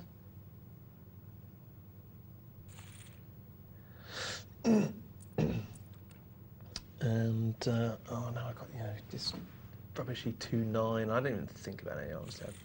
Yeah. But there are people who would say, look, it's heads up, Caspar, with the 2-9, that's precisely when you should push. He's pushed against you. Of course, if he's got ace-jack, he's going to call you, but, you know, you've got to make those moves. 2-9. I think he pushes here. Yeah, he does. You see, and look at. No, you can't do anything there. What can I do? What can I do? Risk your chips for fate 3. But you know, well, whatever happens here, you've got to push, haven't you? Really? Yeah, yeah. And actually, yeah. So I'm sitting here going, got to push, and he calls immediately and turns over ace-jack, and I hit my king on the flop, which is great. Nice. Just keeps me head above water, and a 7 on the river for good luck. There she is. Okay, so now I'm just got chip lead again, right? And now I honestly, through the side of the reason, I think, Caspar, right, come on, don't mess this up. Now, go for it. He pushes, obviously. It's lovely to see what hands they've got now, of course, because I'm sitting there going, I'm being beaten up. I don't have a call again. I always want to preserve my chips in this situation because I know that I've got good judgment heads up and that, you know... It's a must call for you, must go all in here. Yeah, has to. It's all about timing, regardless of what cards you've got, because you can't afford to lose. There we are. Now see, and that's probably the big mistake. That was a mistake, That was the big mistake, yeah. Yeah, I thought you would have done it there, because, like you said, you're down to halfway now. Yeah, yeah, you're absolutely right. That's the big mistake. That's the point at which... That was the only mistake, really. That's the point at which I've got to push, basically. Well, thank you, Mike. It's very kind of you. And he folds that. Fortunately, he's let you get away with that one. Yeah. Well, you had to call anyway, but... And obviously I push now. It's a good battle. It's a great battle. I mean, it just worked out. The cards work nicely for us. Yeah. And so basically, you would have had another 1280 in effect by pushing there. Yeah. On the assumption that he didn't call you. Yeah. So that would put him down now to about 1500. And I think this is it as well. This is so we said there's one. Oh no, he's yeah, he's first act. Yeah, there's nothing you can do. No. We have 3-7. And this next hand, I think, is that... No. It's quite a long heads up, actually. Yeah, well, you have to push here, I think. Once again, because you're going to be in the same situation. I think you do on this one. Yeah, no, but do I? I'm pretty sure you do. Yeah. I'll tell you what, if I do and he folds, though, I think it might go down as a mistake from his point of view. Ah, do you know what I do here? I'll tell you exactly what I do here. I figure out again that he's watching me on air, so I do the oldest trick in the book, and I'm sorry, Gallo, and I'm not saying you fell for it. I sighed. I remember. Do you remember? Yeah. I made a really obvious sigh, so the only way I'm going to get away with this is by doing something really crass. And I throw my hands up to high heaven, and I'm so elated to see an ace-king, because I think he's going to go in against me. He's got 2,800, and I call, and I'm just sitting there going 4 for 4, 4 for 4, 4 for 4, 7, 8, 9, 10. No, what's going to happen? I kind of know it in my gut. Oh, heavens. Hits the 7. Hits the 7, oh dear.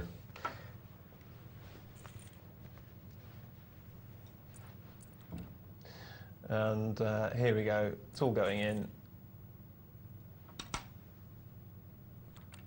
When you hit your king. Oh yeah, it might take another couple of hands. Okay. Yeah, so doubled up. You're back up to 2,000. The only problem is a big chunk of that is about to go in. And this is it. Well, that's an obvious call. Pish bash bosh. Need an ace, basically. Plays itself. Yeah, absolutely. This is self-playing. It doesn't come, folks. It doesn't come. My record is over. Well, 3, 4, 5, 6, 7. So he's even hit a straight. Just to finish me off. Yeah, just to make sure. Well, that was pretty good stuff. Pretty good stuff. So it was fun. You've had 4 out of 4 cashes now. 4 out of 4 cashes, yeah. 3 first and a second. 3 first and a second. That's not too bad at all. Not too bad at all. Oh. Our producer must love you. It's all going to charity. Yeah. Is it? Don't like to talk about defeat. Excellent. Okay, so let's have a look. We've got some more time for some more emails, and this one is from Paul. Let's see, and Paul is asking us about his sit and go bankroll, and here he goes. Hi Paul, first of all, thanks for your email. Hi guys, great show. I recently listened to a podcast interview with Howard Lederer in relation to bankroll management. His view was that in cash games on the internet, you need 500 times the big blind. I tend to play sit and goes, mainly $10, $20. What sort of bankroll would you suggest for this? I will also shortly be going to play live in a casino 20 rebuy tournament. Again, what sort of bankroll is recommended? Can you recommend any statistical books and heads-up poker books? Keep up the good work. Okay, first one. Cash game, 500 times a big blind as a bankroll. Yeah, I would say that's about right. About right? No, oh, no, sorry. For no limit. For no limit? No limit. Oh, yeah, no limit. I'm really amazed at Howard Lederer said that. No. I'm really amazed. Yeah. We say 2,000. We say 2,000. I say at least 1,000. I mean, I'm really amazed by that. Sorry, for limit games. Maybe for limit games. No, for limit games, 300 times the big bet, not the big blind. 300 times the big bet. Right. So he's not giving as much cash, as much bankroll for a no limit game, right, as you should really have for a limit game. So you're talking about 600 times for a limit game. Yeah. So sit and goes. No figures available for this really, but I reckon if you burn through 100 buy-ins, sit and goes probably aren't for you. No, that's too much though, isn't it? Surely. I say just 100 buy-ins. I mean, you don't need that many, surely. You probably don't. No, but I'm saying, if you're playing 10 and 20, certainly I would say. I think 30. 1,000. 30 to 50. I think 50 is plenty. If you've 30 to 50 for me. Okay. I think they're, like you said, I think they can pretty much average out quite quickly. I agree with you. The only thing about bankrolls is they're funny old kettles of fish. Do you know what I mean? You know, if you sit down and think about it, you think, God, 2,000 times the big blind, really? But probabilities can work against it. It's 20 times the maximum buy-in, isn't it? But it's for the extreme cases. It is for, at some point in your life, you'll have a horrendous run. But £20 rebuy tournament, I think you've got to have 500 times that. Okay, but what about that particular tournament? How much should he have for that particular tournament, do you think? Well, if he wants a bankroll, I think you should have about £1,000 quid. I really do. 1,000? I think it's more. You think more? Yeah, yeah, definitely. yeah. Okay. Because I mean, you can lose £100 on one tournament. Night. On one night. So to have 10 tournaments, you might not make the money in those. I think you've got to have double that. Yeah, you're much better at this than me. Yeah, I think about 2,000. 2,000. If you're going to continue, then about 2,000. But it does depend on what sizes of field you're talking about. If you're talking about 30 size fields, then maybe not as much as that. But if you're talking about 60 plus fields, then I think you've got to have about. I think even 30. Yeah. I really do. I think even 30. Yeah, I really do. Interesting stuff. Okay, well, we're going to come back after this email, so don't go too far away. We've got another email lined up for you.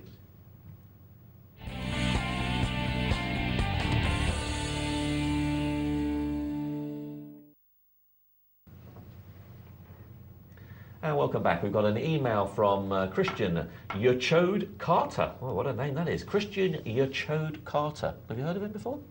Get Carter. No, we'll just stick with Carter. How you doing, Carter? Okay. First thing is he's saying, hi guys. First thing I must say is many thanks to Mark. His 7/8 offsuit tips have worked a charm. Okay, well, I'm glad they're working for you. I got knocked out on 7/8 the other day.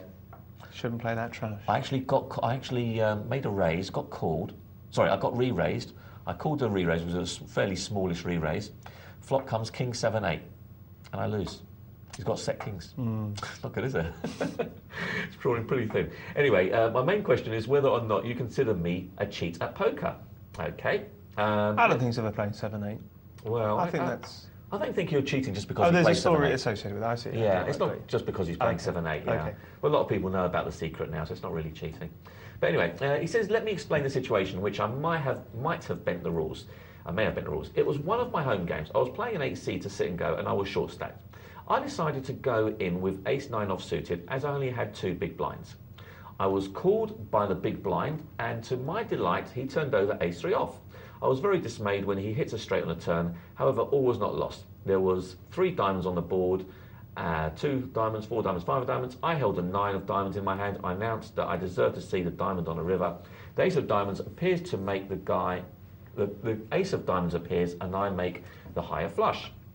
I say I deserve that win, and the chips are pushed my way before I can complain about how lucky it was that the other guy had hit a straight flush. Oh, he held a 3 of diamonds in his hand. Nobody, including the holder of the straight flush, had noticed it. Do you think I was wrong not to say anything? It's an interesting question, this, isn't it? P.S. I went on to win the tournament, explain the situation at the end. It did not go down too well. Because the key here is that the cards speak in poker. In other words, let's say the cards were face down at that point, and he turned his cards over and said, "Oh, I've got a straight or whatever," and you turn your cards over and said, "I've got the ace high flush," or he had a small flush and you had a big flush. The point is, if you were the dealer in that game, you'd have to announce that he had the straight flush. It doesn't matter what he says verbally; the cards speak. International sign for verbally there. So the question is, if you were the dealer or if you were partaking in the game, is it your moral responsibility to say something? Or rules responsibility to say something? I don't know. I think he's a cheat. Yeah, he definitely cheated. Let's make no mistake about it. Now, whether, it's all about morals, and, you're talking about morals to poker players. Now, I don't know if we've got many, have we? It's a real tough one. I mean, I think morally you should have said something. I'm just not sure that you're obliged to by the rules, because morally, you know that he won the hand. It doesn't matter what he said. It doesn't matter what he thought. It doesn't matter what anyone around the table thought. The cards speak. So morally, you should have said something. But let's just say, I mean, in snooker, for example, there are famous examples in snooker where a player has got up off the table and said, I grazed the ball or something like that, and the referee didn't see it. So.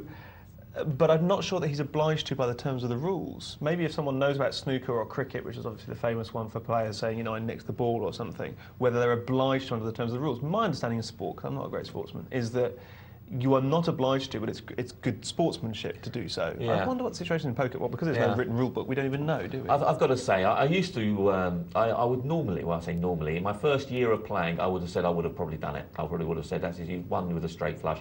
It's yours." Probably now I wouldn't. In all fairness, why? Why? Because when it keeps happening to you in the other way, people call the rule on you all the time, for certain little mini indiscretions, and they actually take it right down to the nth letter. Then I think, well, it's a bit like online play for me. So when you're playing online and the guy's got disconnected, people used to say before, "Oh, I'll wait for him to come back." Yeah, and I'm thinking, well, that's the nature of online play. Get yourself a better connection. You know, that's part of the game now. So ISTN. Yeah, so I think you know, it's up to your morals really, but in a home game that's a bit different. I'm amongst friends, and that's very different. Well, yeah, exactly. I'll add one final thought to this, Mark. Karma. Karma, very important. You can laugh. Karma's very important in poker. I think, Christian, you know, for your karma, you should give the man his money back. Have a think about that. I don't agree. Anyway, thanks very much for that, Christian. That was a very unusual and very interesting topic to talk about, poker morals. Okay, we're going to take a short break now, so don't go too far away. We'll be right back.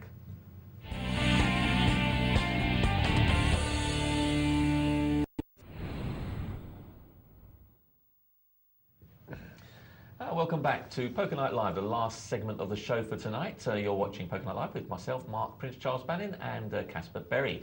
Now, we've been dipping out of different things. The first of them was the multi-table tournament and some sit-and-goes, and we watched Cas produce another remarkable effort. 3 out of 4 wins and second in the other. Not too bad at all. Quite pleased with it. Yeah, I bet the producers love you to bits. I tell you what, I'm glad I didn't win, because I don't think I'd have lived it down. I'm already getting being called Gus Hansen, not because I'm a good play, but because of my lucky outdraws.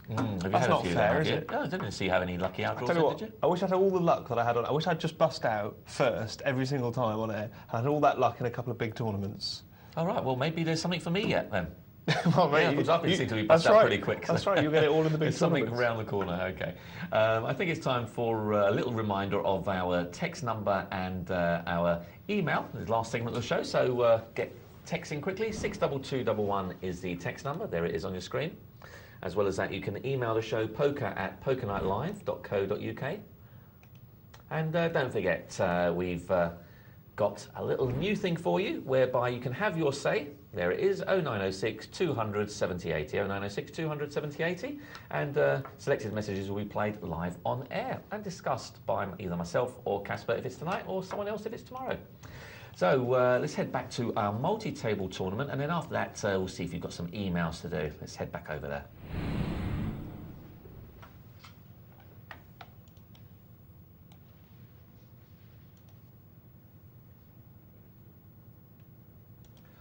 Okay, so blinds are 4,000, 8,000, and this looks to be the final table with the amount of chips in play by a couple of these guys. So I'll give you some feedback on that in a moment. But we're down to 4 players, and this is quite an interesting point actually, because the prize money is definitely always in these, seems to be slightly top heavy in terms of the top 3. So it should be quite interesting to see how it actually translates. And if you're wondering who went where and what happened, well, in this particular tournament, the 281 runners started. Only 30 places were paid. 30 paid out $19.67, with first place paying out $772.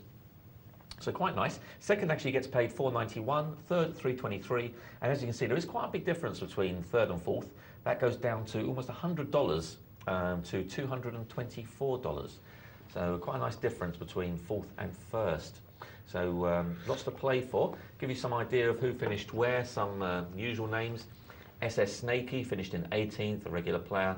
Better Rays, who was chip leader for a while, had finished in 15th with 25.29.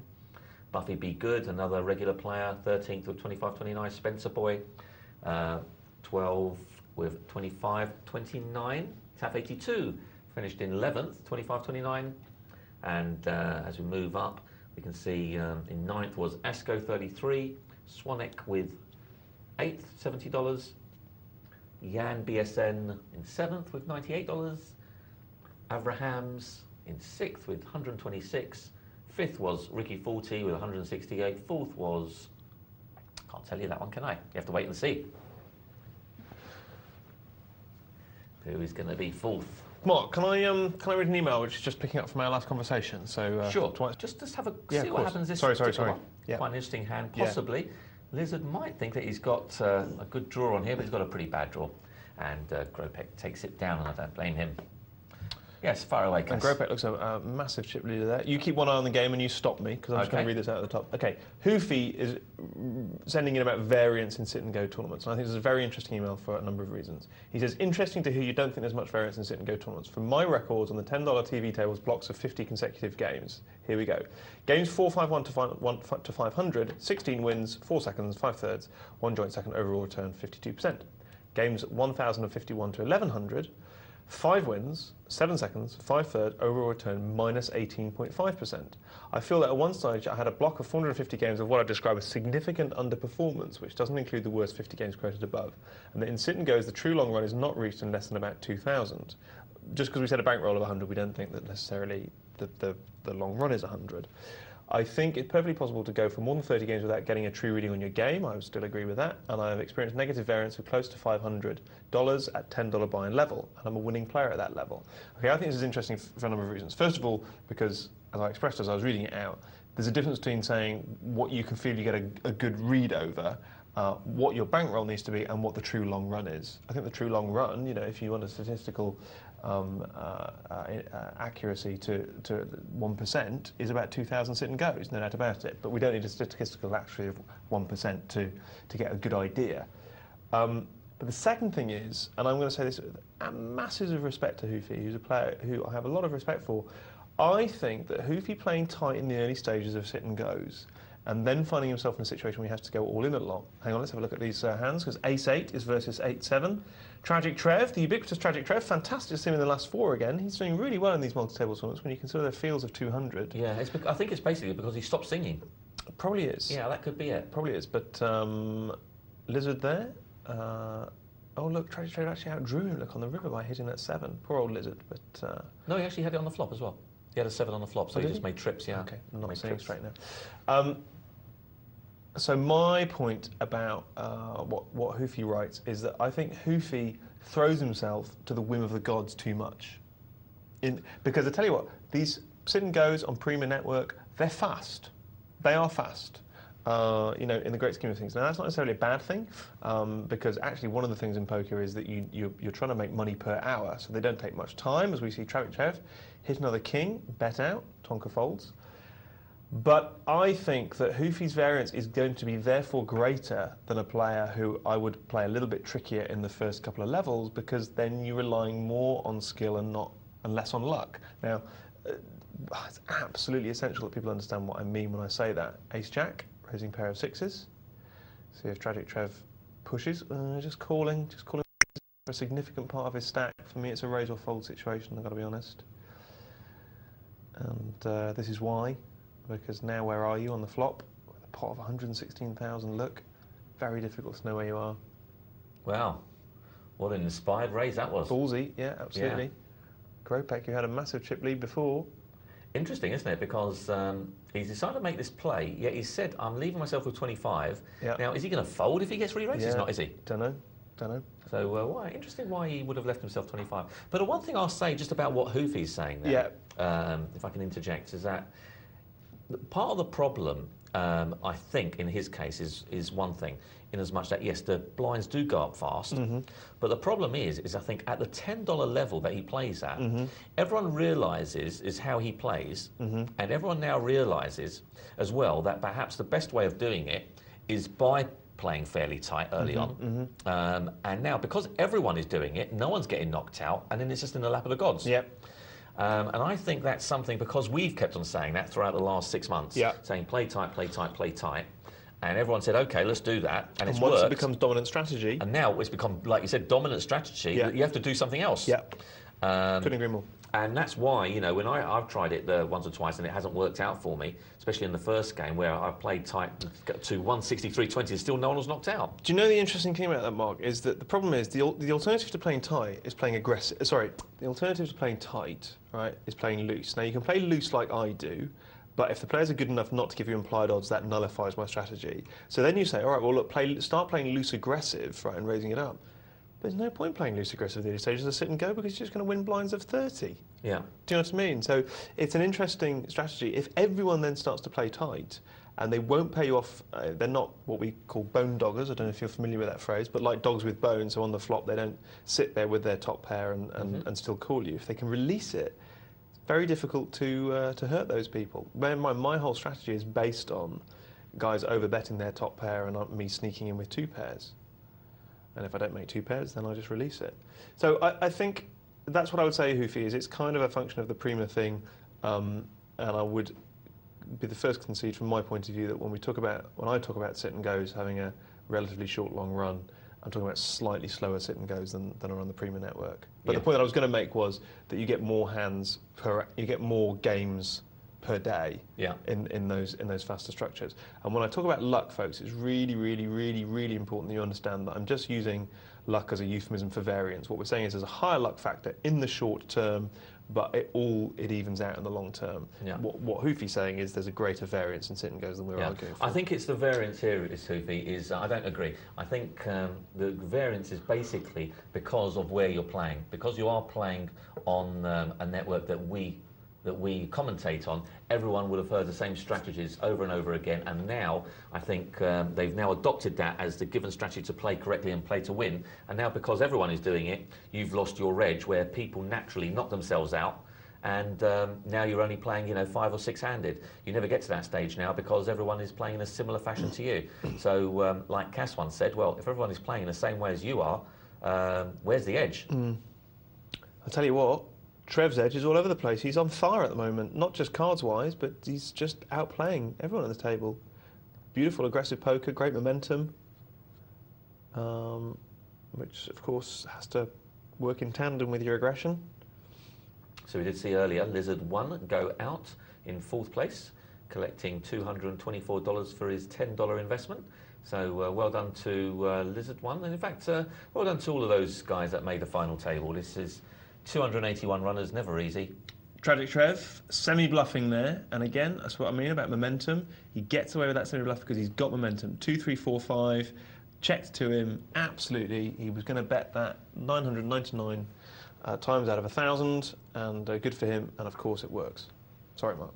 Yeah, so not an easy task of reaching the final table with 281, and everyone should be pretty pleased if they've managed to reach that. Not easy to do.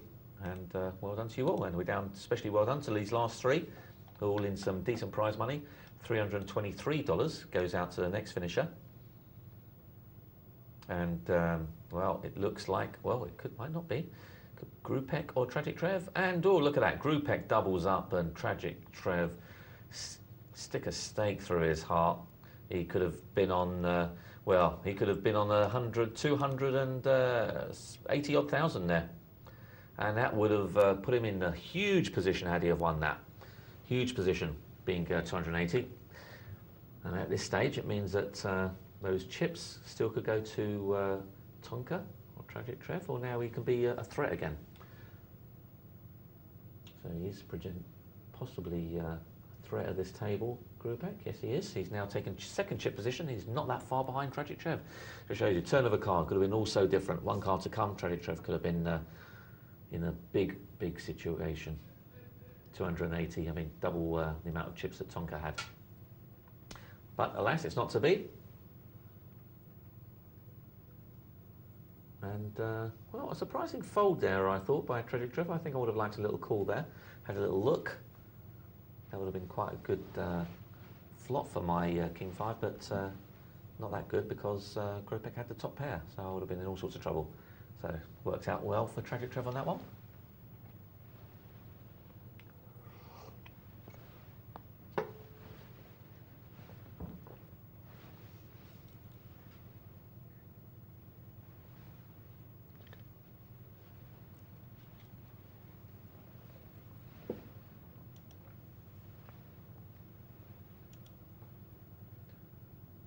So, Grupek now, from almost being out, is now chip leader. Incredible.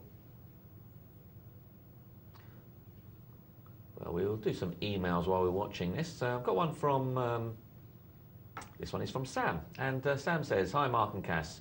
I was watching Cass's sit and go. There was a hand when the game was 3-handed in which Cass folded ace-9. I think, and ace-9 I think. And Gullo with king 4 was heads up against Jens Simmons with 5s. Jens won the hand and doubled up, and Caspar remarked that he didn't like it since he wanted Jens to be knocked out. However, is there not a case for arguing that this is a favourable situation for Cas, since if Gillo had won the hand, he would have taken a commanding lead into the heads-up. With blinds very high in heads-up on this site, your skill factor is reduced.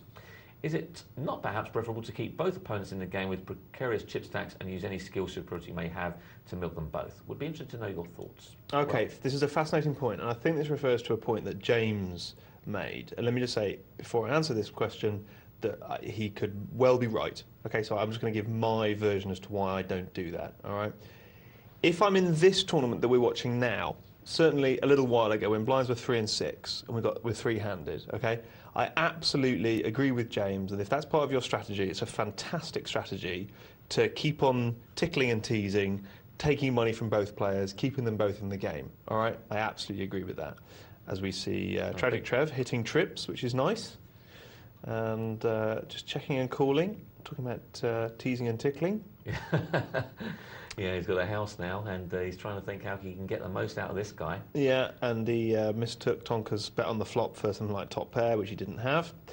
So I agree with that. However, it's all about something which I've referred to many, many times, and that is how internally consistent is your strategy, right? So my strategy when I'm heads up in those fast sit and goes is I want to give priority to players knocking themselves out without having anything to do with me. But I do want them to knock themselves out.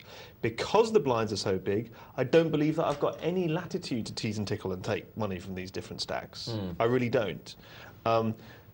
Yes, I could raise with that ace-9, and you know what, Gullo, or Sam?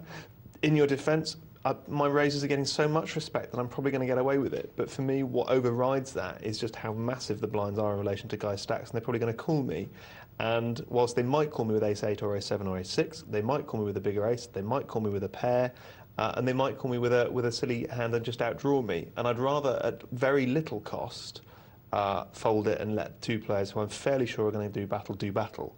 But what I can't do is I can't have it both ways. I can't want them to do battle and not want one of them to knock the other out. That's what I really want. Yeah, I have different views to Cass on this one. I think for me it's certainly a hand I would have played in that situation. I think I would have liked to, you know, blinds are high, I want to accumulate their chips, and I do want the others going out against each other, but by the same token, look, he's hit a house of 7s against a flush. I do want them going out against each other, but at the same token, I'm not going to put my own, you know, if I've got an opportunity to take chips off them, that to me is a higher priority.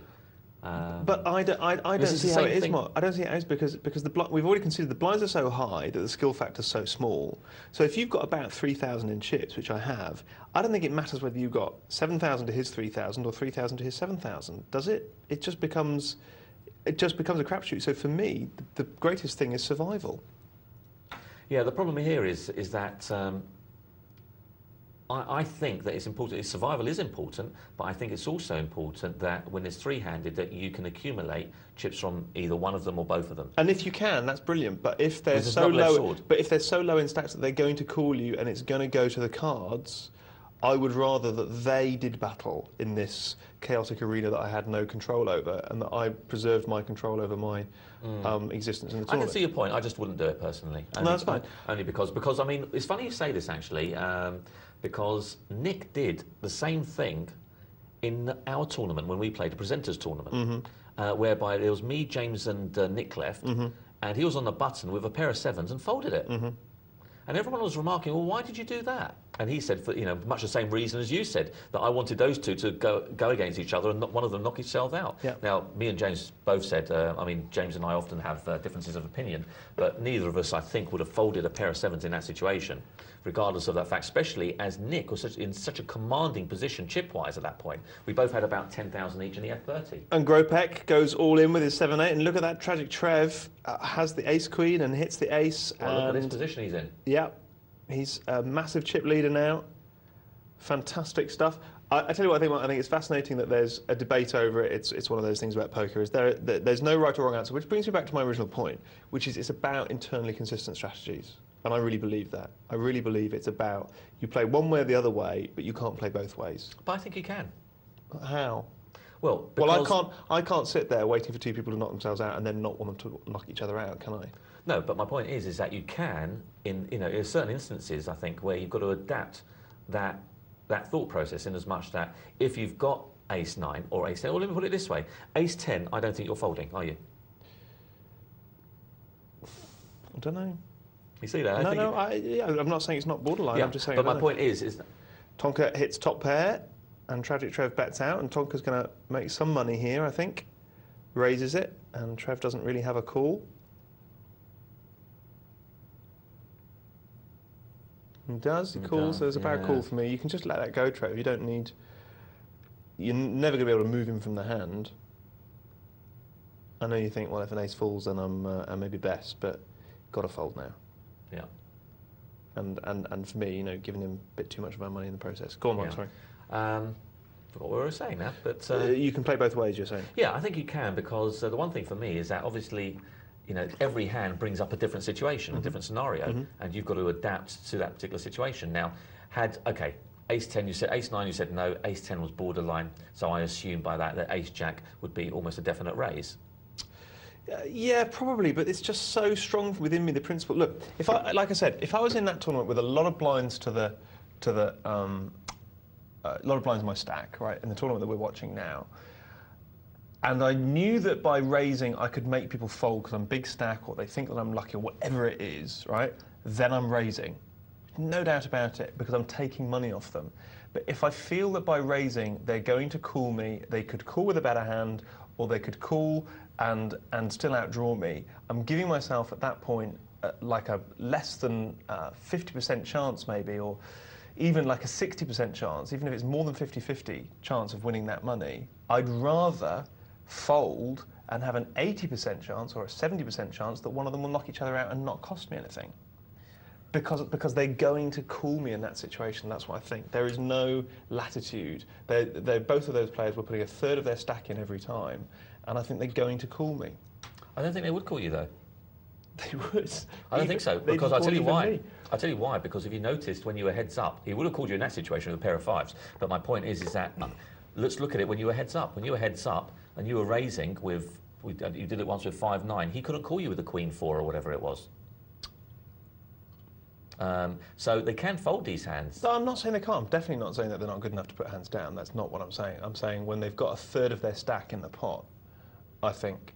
But this was the case heads up, though, wasn't it? You were both folding quite a lot of the time. Yeah, no, that's true. That's true. Me and Gullo were. That's true. And each time you did have at least a third of your points in stack. All of that is true. I think the point was Gullo and Jen Simmons did do a lot of battles together. It wasn't the case because, Mark, if it had been the case that I'd seen those two players and it was constantly folded around to the big blind, I would have started raising. I would have. Incidentally, would you have won that hand? There's no way. Ace-9? I don't know. There's no way I'm going to sit on this dogma. I appreciate there's two ways to play, and I've said if I'm playing in this tournament here where I know that people will fold because you've got the ability to get people to fold because everyone's got enough blinds in their stack to make decisions, then I'll do a very different thing. And I understand, and I think James's point, by the way, which he generously shared, is one of those blindingly brilliant points, which is something as a subtlety in poker. If you can do that three-handed, keep the other two in. It only works if you're a better player than them, by the way. You're not going to get luckier than those two. But if you can keep two players in that you're better than, that you can slowly milk to get money from. That's not really a situation that you can be that can be in, isn't it? Because of the fact that the blinds are so high. Well, that's what I'm saying. So that's why you need a lot of overlay to the blinds for it. You've got to have at least. When we get to the final table here, we regularly have 20, 30 blinds in the stack. Yeah. That's enough. That's enough to get people to make decisions. No, but absolutely. Not on the MTT. That's the thing. I don't think people are making. It's not that they're bad players. It's just that you don't have the money in your stack to make qualified decisions. Yeah. So, and then the other thing I'll say, by the way, is that in my personal opinion, let's have a look at Tonka with his 3 twos. Tonka's got trip 2s. But Trev checks it. Yeah, he might be looking for a little steal here. And would you have carried on slow playing that if you were Tonka? I think you've got to try and get something out of it, just in case he's developed a draw. So at least he'll pay you on a draw, but might not pay you when he misses a draw. Yeah, no, that's true. That's true. So the only thing I'd say is Tragic Trev is playing quite aggressively. Yeah, he is betting out. The other thing I was going to say was that, and it's such a long time ago we can barely remember, but if I was Nick, I don't know what the blinds were, I'm far less likely to see James Browning and Mark Banin go to war with each other. I don't know how James was playing at that point. I've never seen the end of the commentators tournament, actually. But, you know, who those players are counts a lot for me. Now, I don't know Gullo and, what was it called? Jen Simmons. Or something, yeah. I don't know them. All I know is that, you know, in the final analysis, they did do battle with each other enough for me to feel comfortable about those players. I'm very honest about the mistakes that I made, in my opinion. Yeah. I'm honestly not going to. I honestly don't think that they were. Yeah. Well, this is just a different strategy, isn't it? Really. Yeah. It's just the way we both approach it. Me and James, obviously, on this particular occasion, approach it the same way. But oh, look, this could be a turning point here.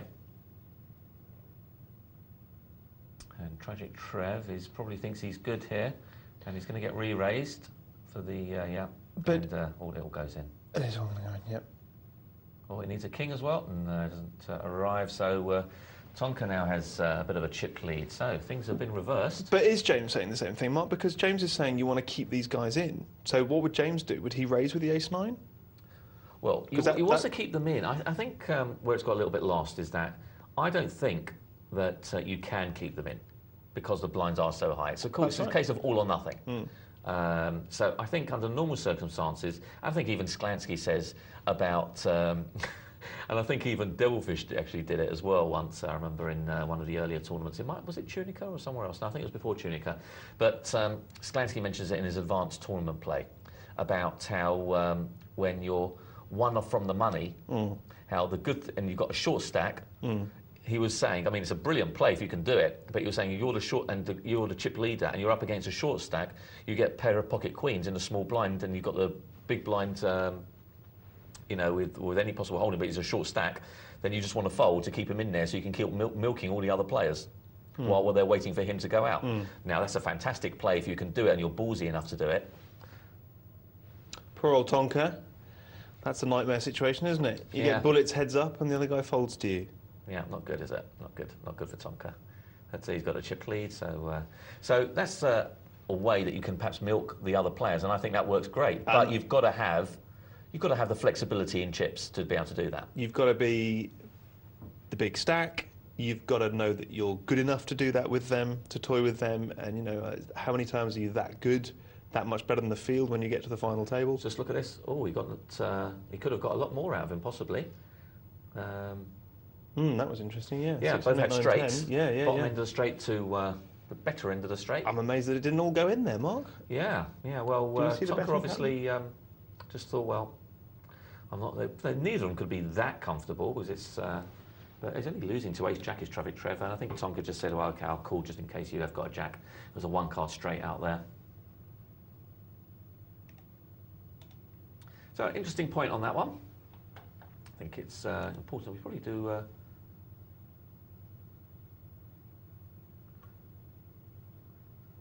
That was all from that email, wasn't it? So yeah, it was a great email. Oh, ace-10 versus ace-queen. Tonka's all in, and he's ahead, and he's won that. By the way, folks, we ran those hands in a computer and came up with a fascinating explanation. I don't know if you remember. We said it was king-jack, ace-jack, queen-jack, and I had 4-7. And we said the jacks are dead. Here's the percentages. King-jack wins 21% of the time. Queen-jack wins 18% of the time. 4-7 wins 26% of the time. Knocks Queen-jack into a cocked hat. Ace-jack comes out top with 33% of the time. But how many people would have guessed that? How many people would have guessed that lowly 4-7 beats both King-jack and Queen-jack when the jacks are... They're not even completely dead. There's still a jack out there. Yeah, that's an important factor. And the thing to remember with these stats is that these are based going all the way to showdown. So these are percentages all the way to showdown, as long as you make sure you don't fold your 4-7. Well, Tragic Trev was in a dominating position. He's now suffered a little bit from one or two things not going his way.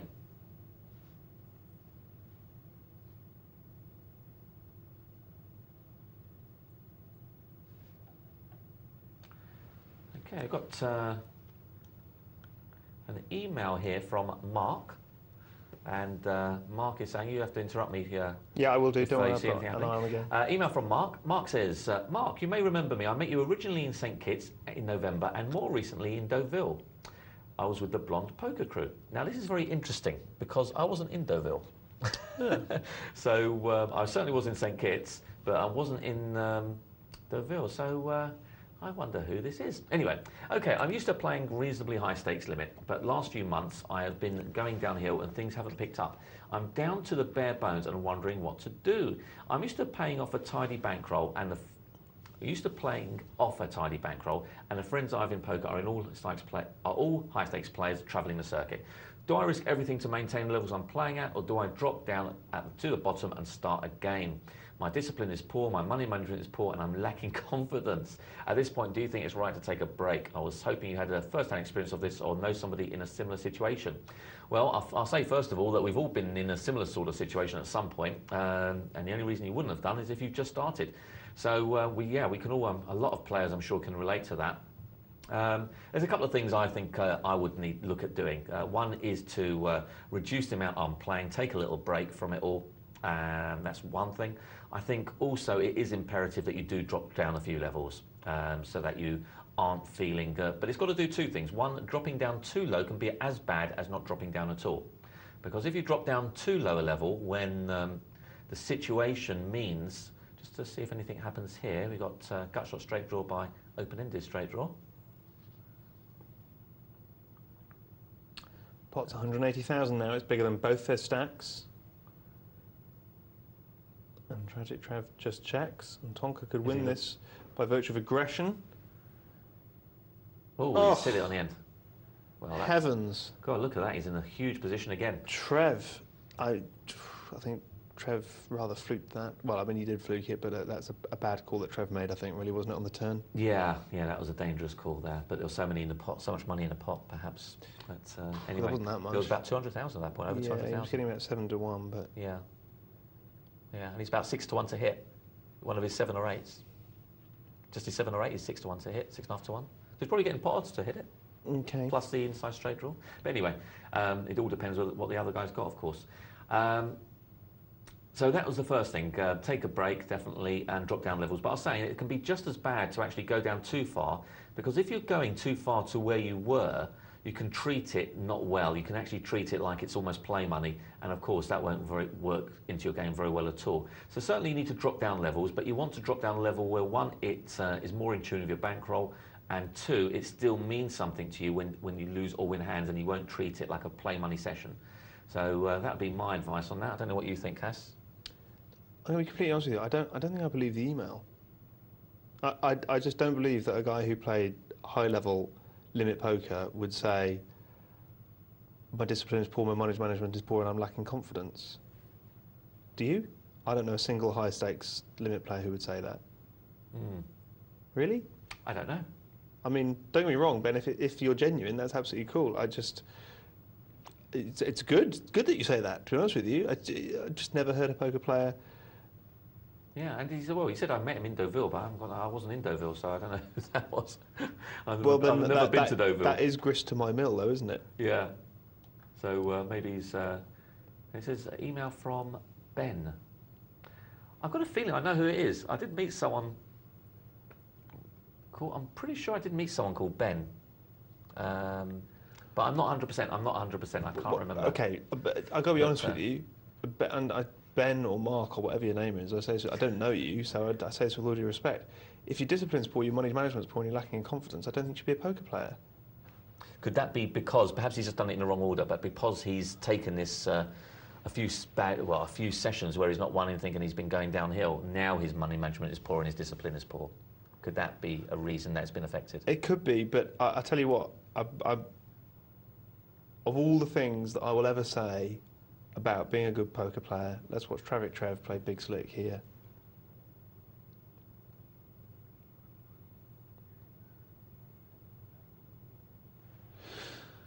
Well, this could be interesting. This is the sort of hand that... Mark, I say this.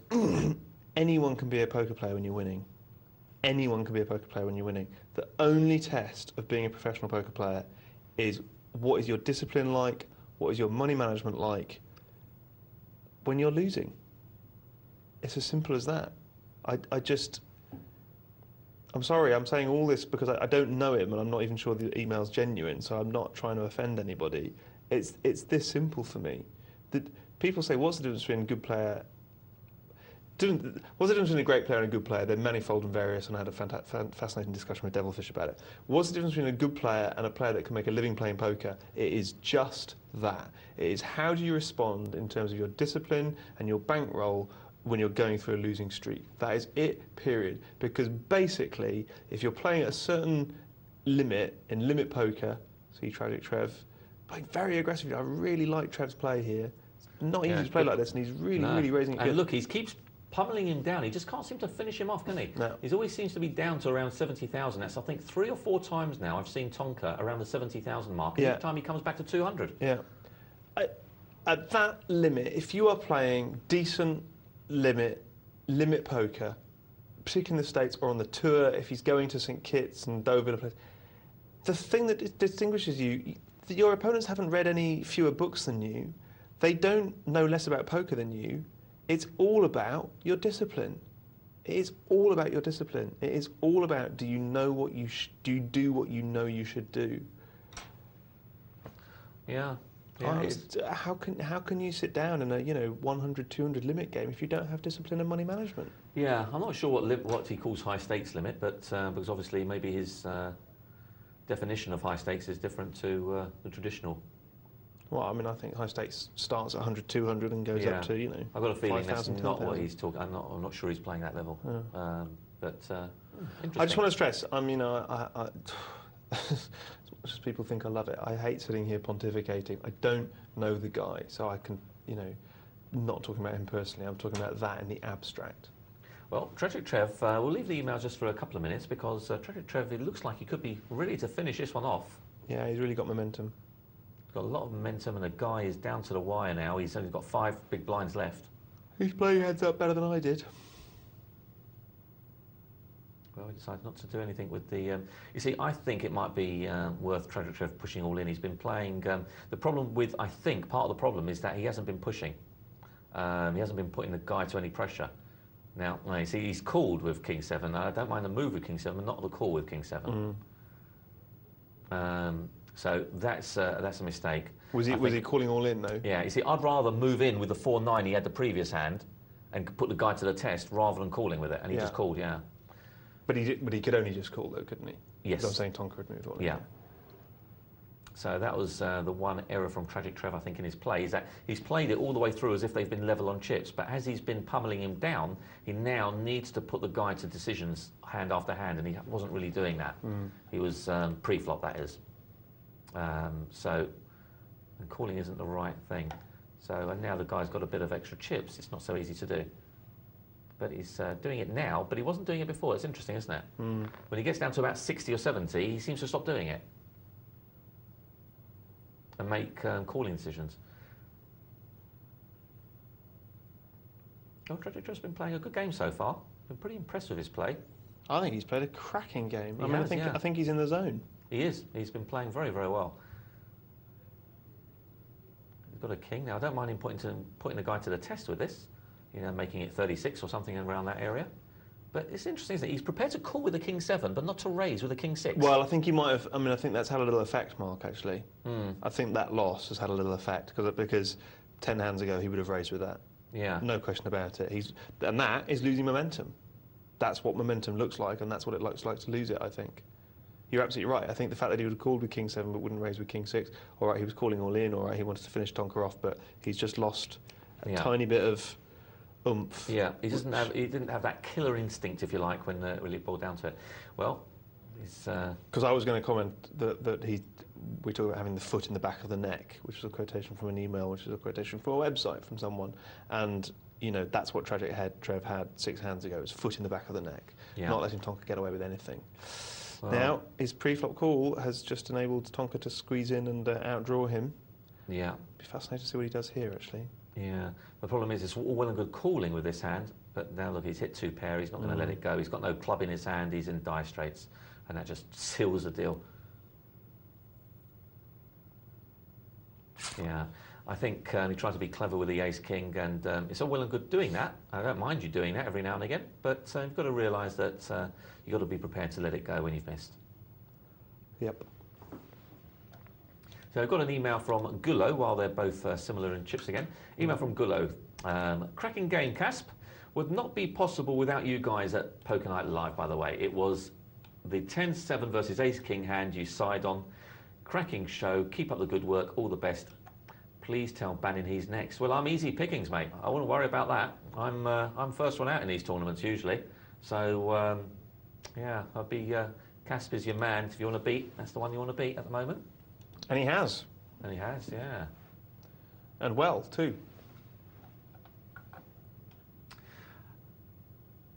This is from Buffy Be Good, Mark and Caspar. Good show as always. Just wanted to remind Cass that I think he had Ace-Queen 3 hands running in a previous Beat the Presenter. I have no recollection of that at all. Oh, Cass. I don't think I've had Ace-Queen 3 times in the whole entirety. Do you know what? I haven't had it outside this studio. I have no recollection of that at all. I mean, I've got a very good short-term memory for hands and then an absolutely awful long-term memory for hands. Yeah, I think I'm going to play on your account just to trick the computer. Yeah, you can do. Especially as I'm running out of money. I have no recollection of having Ace-Queen 3 times in a row. Listen, I'm not saying, but come on, no one could say they've conceded more luck than I have. I've conceded had ridiculous luck, but my pre-flop holdings before tonight have not been that good. What I've had is ridiculous, hands holding up and things after that. He does go on to say, well, whilst not a world beater, I'll take that hand late on in a tourney every time. Perhaps his new hair is affecting his memory. That could be the thing, that could be. Or maybe he's just being selective in his memory. Honestly, I'm not doubting it if Buffy says I've had it, but I honestly don't remember. Glad you're finally getting the hang of the software on the site with a little help. Minor things like slider bar and auto muck boxes, surely you would recommend players to familiarise themselves with software before you play. I really would, and I've been completely remedial about that. But yeah, that's a brilliant point there, Buffy. You must be familiar with software. It's so important. It's like feeling at ease in the casino or anything like that. If poker's about how you feel, you must make sure you feel good. There is the Ace Queen aforementioned, and a re-raise from Tonka takes it down. And look at them, they're back on an even keel. It's a fascinating heads-up game. This is an email from Dave. He says, hi, Caspar and Mark. Howick Bulls here. Hi, Dave. Hi, Howick Bulls. I definitely thought you were stealing my blinds. In fact, I asked you about it, but I couldn't call with weak hands. For what it's worth, I nearly raised you with my off-suited Queen 9. I'm glad I didn't now. Stop getting such great cards and maybe we'll call you. I think that was when I had the aces. Oh, was that when you had aces? I think so, yeah. All right. So, pretty good. Tonka's all in. 5s. Oh dear, that's... Trev. Look at that. It's all turned around horribly. He was trying so hard to finish him off, and this could be it now. He needs a king. Oh, he's hit it. Here's a king. And he's got a spade draw as well, and he hits that too. That's one of those interesting situations where, as James Browning says, you've got to phone up your best friend afterwards and say you did that. Because there was no imperative there for Trev to call at all. We've said he's been playing well in terms of aggressively. And well, he played a brilliant game, didn't he? But just made one move too many. Well, that wasn't a move then, Mark. That and with the ace-8 was 2 bad calls. So what's interesting there is you've got this player who's playing fantastically well aggressively, making the moves well, but then he's also making awful calls. You observed it with the king 7. I observed it with the ace-8 when he had nothing on the turn, and he did it just there again with ace-5 with nothing on the flop. So and he called there for like a huge proportion of his stack with ace-5, leaving himself with almost nothing. When you don't have to. All right, the guy could be speeding. He could have king 6. He could have nothing, but you don't have to. Because you're actually outplaying him. Sorry, Trev, it's not fair to lay into you when you just. Come second in a tournament, but we thought you played really, really well. He did. He played some great moves and some great reads. Overall, he played a very, very good game, and we said he was in the zone, wasn't he? So to be saying that, he must have played a blinder. So well done, Tragic Trev. Unlucky though, he didn't quite make it, but still very, very well done. Email from Making Jam, and Making Jam is saying, hello again all. Great to see that Prince Charles has finally got his Diana. It's the hair. Yeah, I think that's what he's referring to. Might look a little bit like perhaps. Quite like to be the queen of people's hearts. Just to let you know, you were playing Mrs. Making Jam tonight. You had your easy running, that's what it is. You're playing Mrs. Making Jam. That's what it is. I'm playing Got in Mrs. from work just in time to see her performance. Mrs. Hoofy. Which leads to my question. Tonight was the first time I've had the opportunity to watch the way my wife plays, and she's definitely a more interesting player than I am. She could be described as loose-aggressive, perhaps a little too loose, but she seemed to do fairly well with it. I have tried to loosen up recently and failed miserably. I think I'm too tight and often end up low stack towards the end of tournaments. I know you've answered this before, but at what stage do you feel you need to gamble? And Never. would you rather go all in pre-flop and take your chances, or raise 3 times and see what happens? Great show as always. Yours in poker. So, You should never gamble. never gamble? Well, because what does gambling mean? Gambling means taking the worst of it. Gambling means, you gamble on a slot machine, you gamble when you play roulette. I gamble when I go to the horses because I know nothing about horses. And therefore I take the worst of it because the bookies or the casino or whoever it is has fixed the odds so that I am betting on a 37 to 1 shot, or 36 to 1 shot in roulette, and I'm getting 35 to 1 on my money, or whatever it is. I don't play roulette. So, that's gambling, and you should never gamble. The point is, what we're saying is that there's a certain configuration involving opportunity cost that says if I don't make this move now, even though it might have a negative expectation in and of itself, I'm going to be in such bad shape in the next 5-10 minutes that it becomes less profitable for me, or becomes, I might have a negative expectation overall with this move, but I have an even greater negative expectation. That's the point. If I wait. Exactly the point, yeah. It's like hitting 16 in blackjack. You have a negative expectation by hitting 16 in blackjack if your dealer shows a 7 or higher, but you have less negative expectation than if you just the better of two evils. It's the better of two evils, yeah, absolutely. Good point, excellent. And a lot of people can't get away from that. They can't understand how betting with the lesser of two evils, going for the lesser of two evils, is still the right move. But it is. That's the thing. It really is. Yeah. So that's a good email. Thanks very much for that. Email from Sufos, and Sufos is saying, "Hi guys, great show. I was wondering what you think about sites that claim to be able to cheat at poker. I.e., I was talking to you about that earlier, wasn't I? I.e., I enable you to see opponents' cards via virtual mark cards. I ask this as I'm thinking about moving up the limits, as I'm doing okay at lower limits. But my theory is that if people can see my cards, it will be at high limit tables that this tool would be used." I was wondering what your take is on this. Very simple. It's people are relying on greed. They're hoping that enough greedy people out there will try and buy this software in order for them to make money at something that doesn't exist. It's a bit like the Nigerian emails that you get, where President Mugabe or whatever, says that he's got 125 million waiting to come into you. They're relying on the fact that you're a greedy person and that you'll, partake in this venture. Obviously, it's the same with the cheat at poker software. It doesn't exist. If it did, then why would anyone tell you about it? So, can I make one point? Yeah. I think when they send out the Nigerian emails, they get the president's name right, because that would be terrible research and would be a distinct tell, the fact that it was a scam. Yeah, absolutely. Yeah, it's usually the colonel or something, isn't it, who's somehow got access to all his funds. Anyway, moving on from that one. This is one that we had from Hoofy earlier, so just get rid of that one. And this is from Money Giver, and Money Giver is saying, "Hi guys, I used to be one of those people who got angry and shouted via the chat system. Not anymore. It's probably been banned. Watched your show a couple of times and now understand so much more about the game, so I apologise to anyone who's taken any flack." Do you think this is the producer? Sorry? Do you think this is the producer emailing in? It could be. It could be. We've all done it at some point, I think. Thanks for a great show. Keep the advice coming. My plate improved no end, so don't need to get upset anymore. Cheers. And that was from Money Giver. Thanks very much for your email, Money Giver. This one is from Chris Payne. The name Chris Payne rings a bell, but anyway. "Good evening, gents. Please could you give us an idea on the following scenario? 4 of us play Texas Hold'em and we have encountered a problem with the ruling on a split pot situation, and we have conflicting views. It arose that 2 players have followed the flop and bet accordingly. The hands that were shown were player 1, 7 and 3 of diamonds, dealt cards, player 2, 5 of diamonds and Queen of hearts. Flop was seen Queen, Ace, 9, 6 and 2 all diamonds. Which hand will win in this particular scenario, or will it be a split pot?" Mark, do you want to have a think about that? Because while you think about that, I want to read a really important email out before the end of the show. You don't need to think about it. Oh. 7 of diamonds. Okay. 7 of diamonds is the highest flush. That's the one that wins. Okay, cool. Email here from Ben, the player. Okay. Only fair to give him his shout because I had my shout. He said, Email from Ben, you remember the pro. I mean by poor, having a bad run has made my discipline poor and my money management poor. Okay, so cool. My bread and butter game was $20, $40 limit. Cool, that was my limit as well. Mark, I'm sure I met you in Deauville, maybe it's Bahamas. Okay. I can send you over 200,000 hands for my 2040 limit games. I'm definitely genuine. I'm good friends with a couple of guys on the circuit. Ben, you don't have to. I wasn't doubting you necessarily. I was just doubting that email. I'm only 19 and I've been playing online for 4 years. I'm experienced poker-wise, but maybe my life experience is what I mean by inexperience, which is interesting, which is not a million miles away from what I was saying, is that it is about discipline.